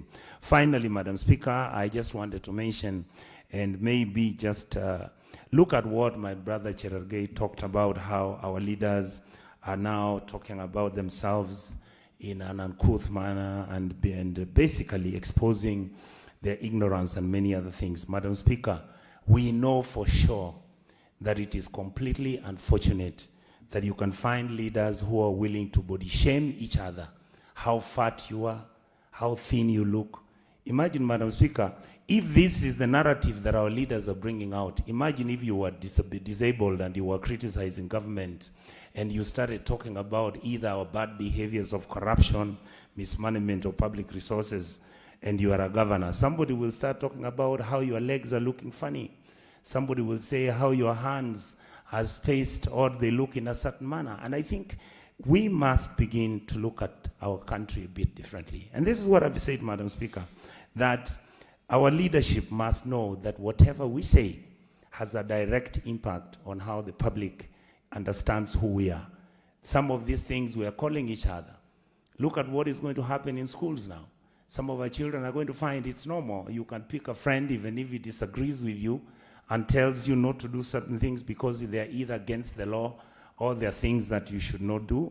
And if you are a person with disability or somebody who has got a challenge whereby you are not even able to walk, then that's the case where you're going to have some of the students who are going to come up and say, why is he criticizing and talking to us about things which are A, B, C, D, and yet this is how this person is. He's either blind or this person is. I mean, you can imagine, Madam Speaker, if my sister, the able Senator Sige, was to now start talking about the challenges that the government is having. Most likely, somebody is going to say some uncouth and unbeword things about her. And yet, in reality, that's our job. Our job is to say, be given our ability to say, and let the government have its way. That is what this democracy thing is all about. But again, we always go back to our bad habits. When you've lost an argument in Kenya, then you begin to throw epithets. Then you begin to talk about your leadership, how it is inept, or how the leadership. I mean, Madam Speaker, you were there. You saw how everybody in our republic went out and they were saying how Mzee Raila was the most incredible man who was really amazing, and he is a man who stood for democracy and he was fighting for all these things. And yet, Madam Speaker, the year before, how he was being called is a mganga, he's a guy who can't talk well. In fact, he has got mental problems. So you understand the irony of where we are. But this is, Madam Speaker, a very good document. And I believe that if we can sit as a committee, and I hope that the Committee of Health and the other cross-cutting committees can sit down and we come up with policy of helping people who have got disabilities, children who are suffering from various ailments which are very difficult to even interpret to a normal doctor. It will be a very, very good document. I support, Madam Speaker. Senator Mungatana. Thank you, Madam Speaker. I will speak very briefly so that I can just give my colleagues opportunity to also make a comment. Madam Speaker, I want to congratulate the Honorable Senator Mbogwa and the team that went for this Commonwealth Association meeting. Madam Speaker, and I also just wanted to say only one issue. I wanted to pick up only one issue, Madam Speaker. One of the recommendations was that the parliaments must develop policies that are friendly to legislators living with disability. Madam Speaker, this is the thing. In this Parliament, we have seen in practice that our constructions and our buildings are friendly to our colleagues who are living with disability. And Madam Speaker, I must say here that in my many years past in the National Assembly, we had a former member of Parliament. We just broke out for a session, and we came back, and he had been attacked by bandits, and he was never able to walk again. So this can happen to anybody. In short, Madam Speaker, we are all potential PWDs. And it is good that this Parliament in general has complied with trying to make Parliament accessible, Senate accessible, National Assembly accessible. The only thing, Madam Speaker, the PSC needs to do is to create this policy so that we have a policy paper officially. Because if it is there, Madam Speaker, it has not been publicized to all of us. I know there is a policy on sexual harassment, but I have not heard of a policy on PWDs within this Parliament. So, Madam Speaker, I would invite the Secretariat to make these things available. And even when new members come, these policy documents should be made available, aside from the Speaker's rules, from the Constitution and the standing orders. The policy papers, the policy documents must be made available. And Mr. Speaker, on this one, we haven't seen, and I would encourage the Secretariat to do so in keeping with the resolutions that were passed in this report. Madam Speaker, I beg to support. Thank you. Senator Mutinda, next. Thank you, Madam Speaker. I'm happy to see you taking the leadership role. As women, we are proud and continue being proud. I want to really appreciate the delegation that did attend the third Commonwealth Parliamentarians with Disability, represented by our colleagues, Senator Mbogwa, Senator Crystal, and this is very positive. I want to state in short, Madam Speaker, because I know we have limited time, and said that the PWDs Act 2025 did emphasize on the 5% workforce employment in the workspaces, and also the elements of infrastructure for people with disability. Any public institution should ensure that the infrastructure is suitable for accessibility for people with disability. As Senator Mungatana has correctly put it, disability is not necessarily that you're born with. Any day, any time, it can hit you. And we should all be prepared that anything is possible and anything can happen. I wanted to narrow to two issues, Madam Speaker, the education sector and the health sector. Currently, as we speak as a health committee, we're prosecuting a bill, and that is the autism bill, Madam Speaker. And from where we sit as a committee, you find that autism has been narrowed to sort of just as simple as a disability. But it is just beyond a disability, because you find that the Ministry of Education has not set out the learning institution for children with autism. Most of these children, Madam Speaker, are hidden in houses by some parents. Some parents have been able also to bring their kids out, which is good. But further to that, Madam Speaker, these are the issues that have just been bracketed within disability and not given the weight that they deserve, Madam Speaker. This is a bill that we're prosecuting, and this discussion comes at the best time, at the high time, that it also conjoins the issue of education. The infrastructures for people with disability, infrastructures, learning institutions for children with autism, Madam Speaker, because they are very special category, Madam Speaker. Data is in place to ensure that we get to know how many people genuinely are in the database of people with disability in this country. How many as well are with autism, Madam Speaker, because the issues of autism are very critical. And lastly, Madam Speaker, so that I give my colleague time to say a few things. I've noticed that even in this chamber and Senate, we do not have a sign language expert. As much as we are talking about people with disability, it needs to start here. We need to set the example. We pass legislation, Madam Speaker. But today, Madam Speaker, in your gallery, at times we have visitors. How sure are we that all of them can hear what we say? How comes this house has not put a person who has the expertise of a sign language throughout so that they are able to communicate to Kenyans? Someone, what I see normally on TV when they're broadcasting news, aside there's someone who does the sign language.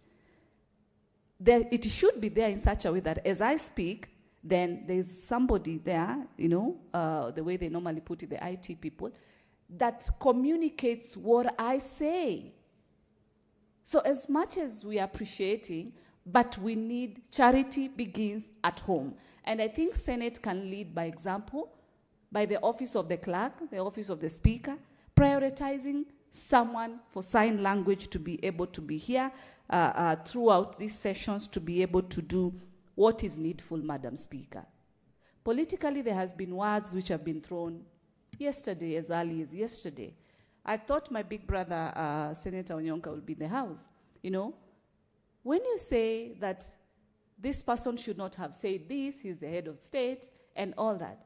But why did they not speak when their leader started throwing these words? How comes when he was throwing those words, for him, it is okay. And when the other leader also throws out some words, then there's a problem. With those many and few, Madam Speaker, I submit. Thank you. Senator Korir. Yeah, thank you, Madam Speaker. As it has been said by my colleagues, allow me also to congratulate you for raising and being in an elective position for the 3 times. And I also want to also wish you the best in the coming elections, Madam Speaker, because I know you are up to the task. Madam Speaker, I just want to support the report that has been brought forward by the members of the Commonwealth parliamentarians on disabilities. And I want to say, Madam Speaker, that people living with disability in this country have been undergoing a lot of challenges, Madam Speaker. Madam Speaker, I come from Bomet County, where I want to say, Madam Speaker, the report that is in front of us has really touched on a number of issues that are affecting these people, Madam Speaker. Despite the fact that the government have tried in terms of making sure that they address the issues of the infrastructure, accessibility of the accessibility in some of the buildings. There is the issue of incorporation of the people living with disability with others in the primary schools. Madam Speaker, I still want to say that I feel they are not also recognized in a better way, because there are a number of them who are still languishing in buffer, Madam Speaker. Senators, now it's 1 p.m. Senator Korir, you will have a balance of 13 minutes when this motion is next listed on the order paper. The Senate therefore stands adjourned until later today, Wednesday, 18th March 2026 at 2:30 p.m.